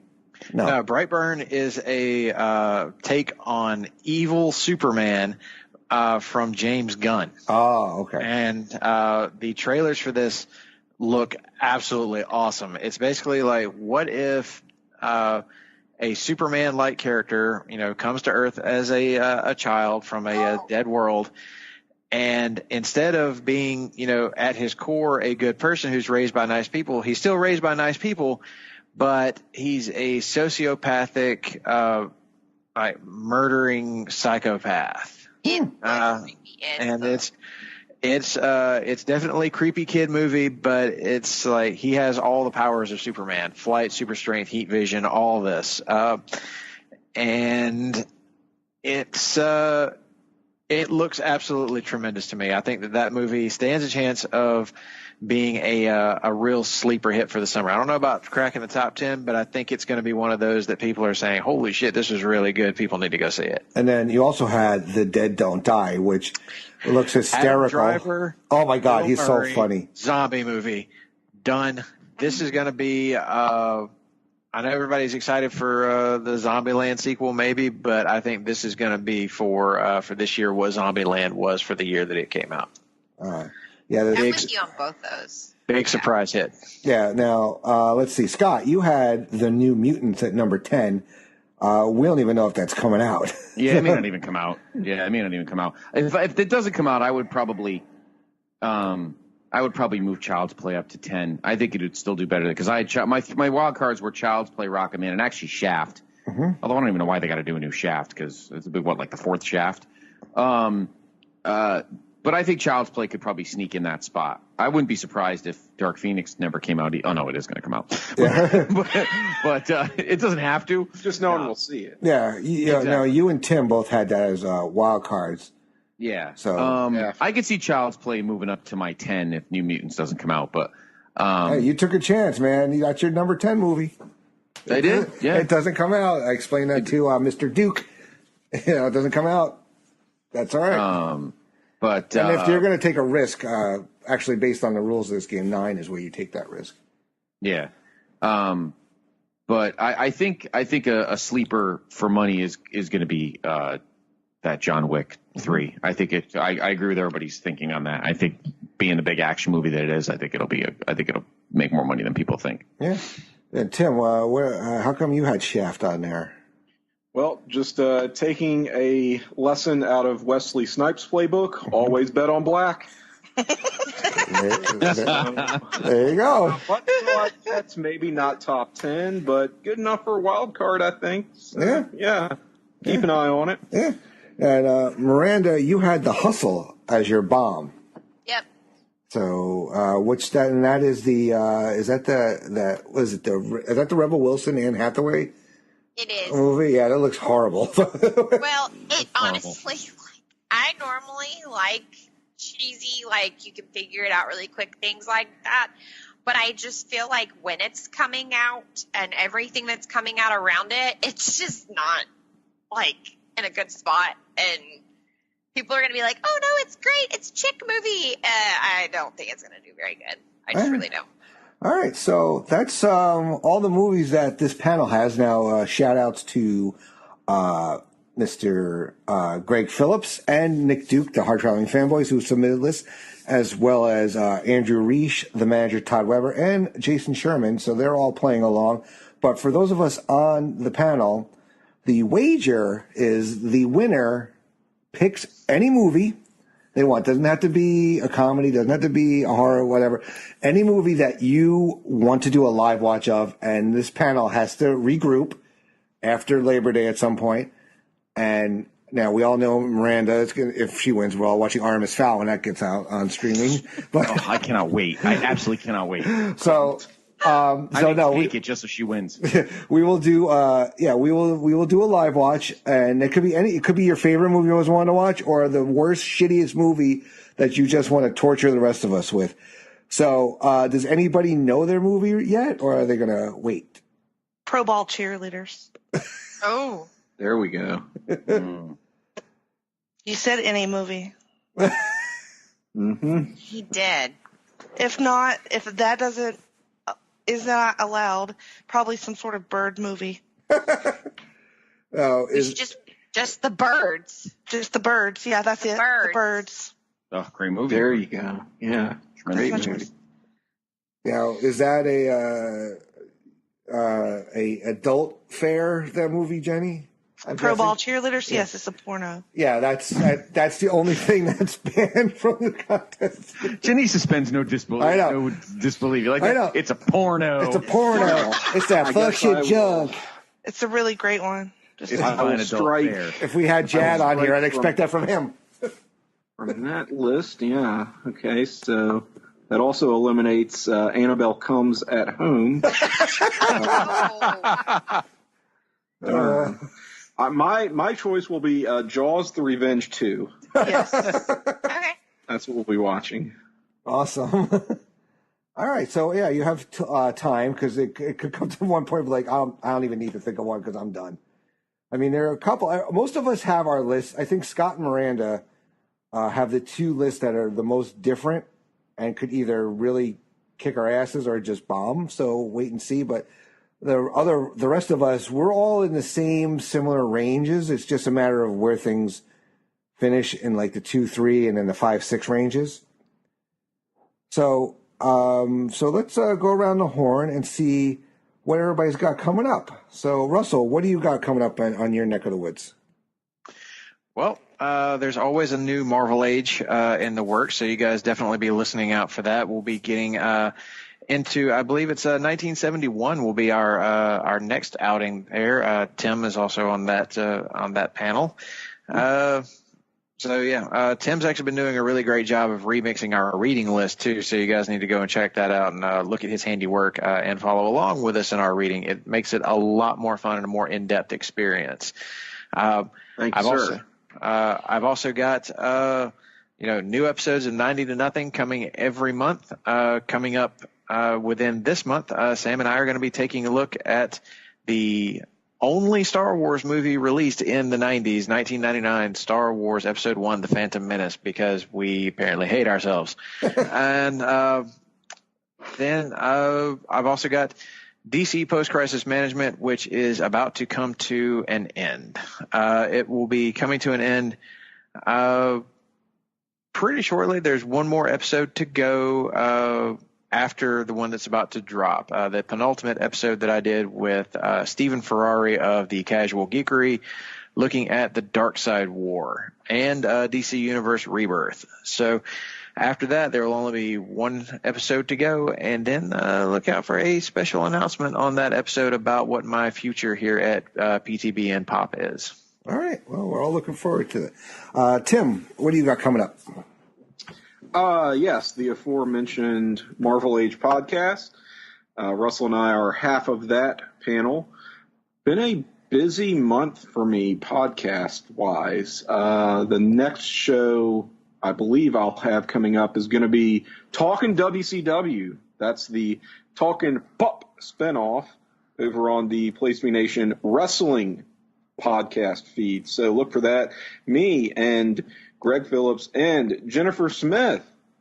So we're going to be talking. I'll go ahead and I'm gonna spoil it, Jenny. That's I'm fine. going to say we're going to be talking some Steiner Brothers on this episode. School board and ham cubes. That's right. Exactly.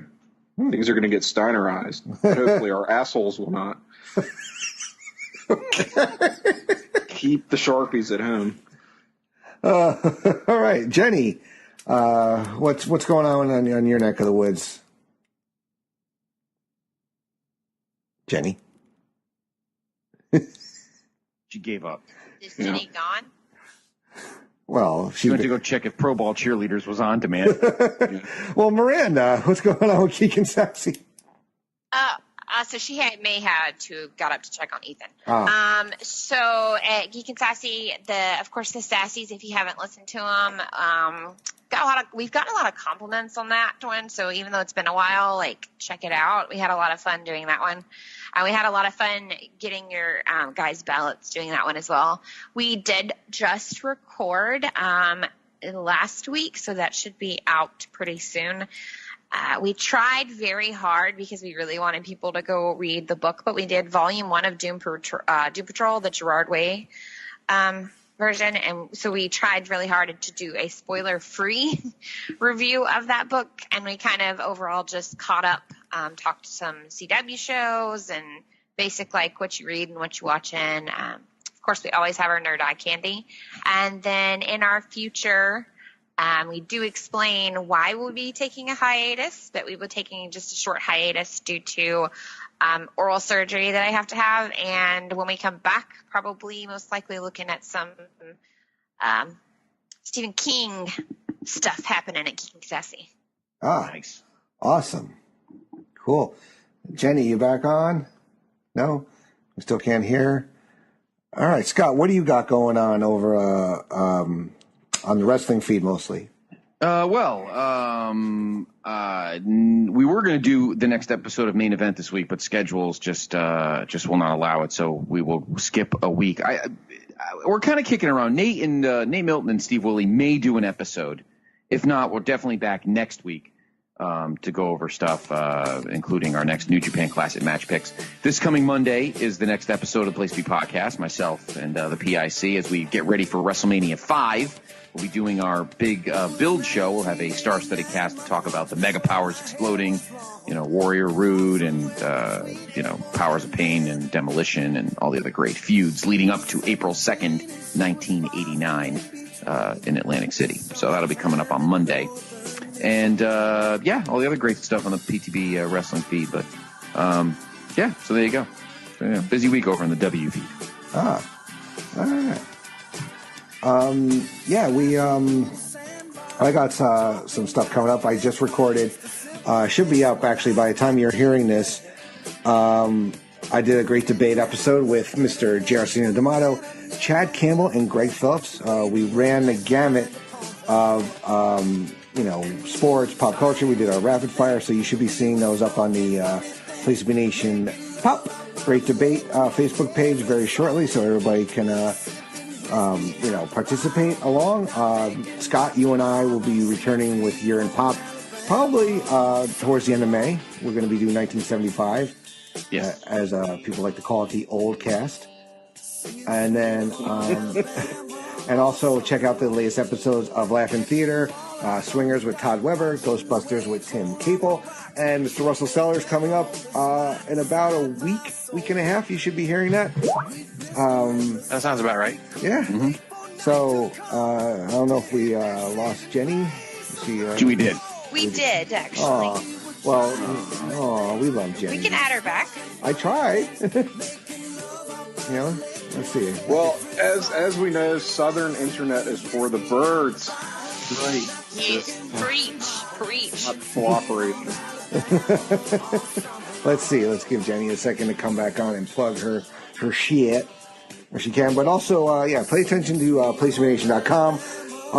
Everything's getting up and running. We're going to have more content coming, hopefully almost daily. Check out the Walk Around the Web every Wednesday. Mr. Glenn Butler. And, our next tournament starting soon, as we mentioned earlier in the show, so pay attention for that. That's going to be a summer-long project that hopefully everybody has a lot of fun with and everybody enjoys. So, trying to stall here, see if Jenny, I don't think she's going to make it back. Really? 10 after 1 in the morning, we have to fucking stall? Really? I was trying to add her back. Yeah. All right. Well, I want to thank you guys all for staying up late. Well, those of us on Eastern time stayed up a little later. First day back at work after being out for a week and a day, so that should be fun tomorrow. Yeah. So I want to say thank you to everybody, and we're going to say goodnight. So for Scott Criscuolo, Jennifer Smith, Mirandia Berthold, Russell Sellers, and Tim Capel, I am Andy Atherton. Thank you, and I hope everybody enjoys the summer, have fun at the movies, and we'll see you next time on Looking Forward, Looking Back. Take care, everyone. Singing Sweet Home Alabama all summer long. Singing Sweet Home Alabama all summer long.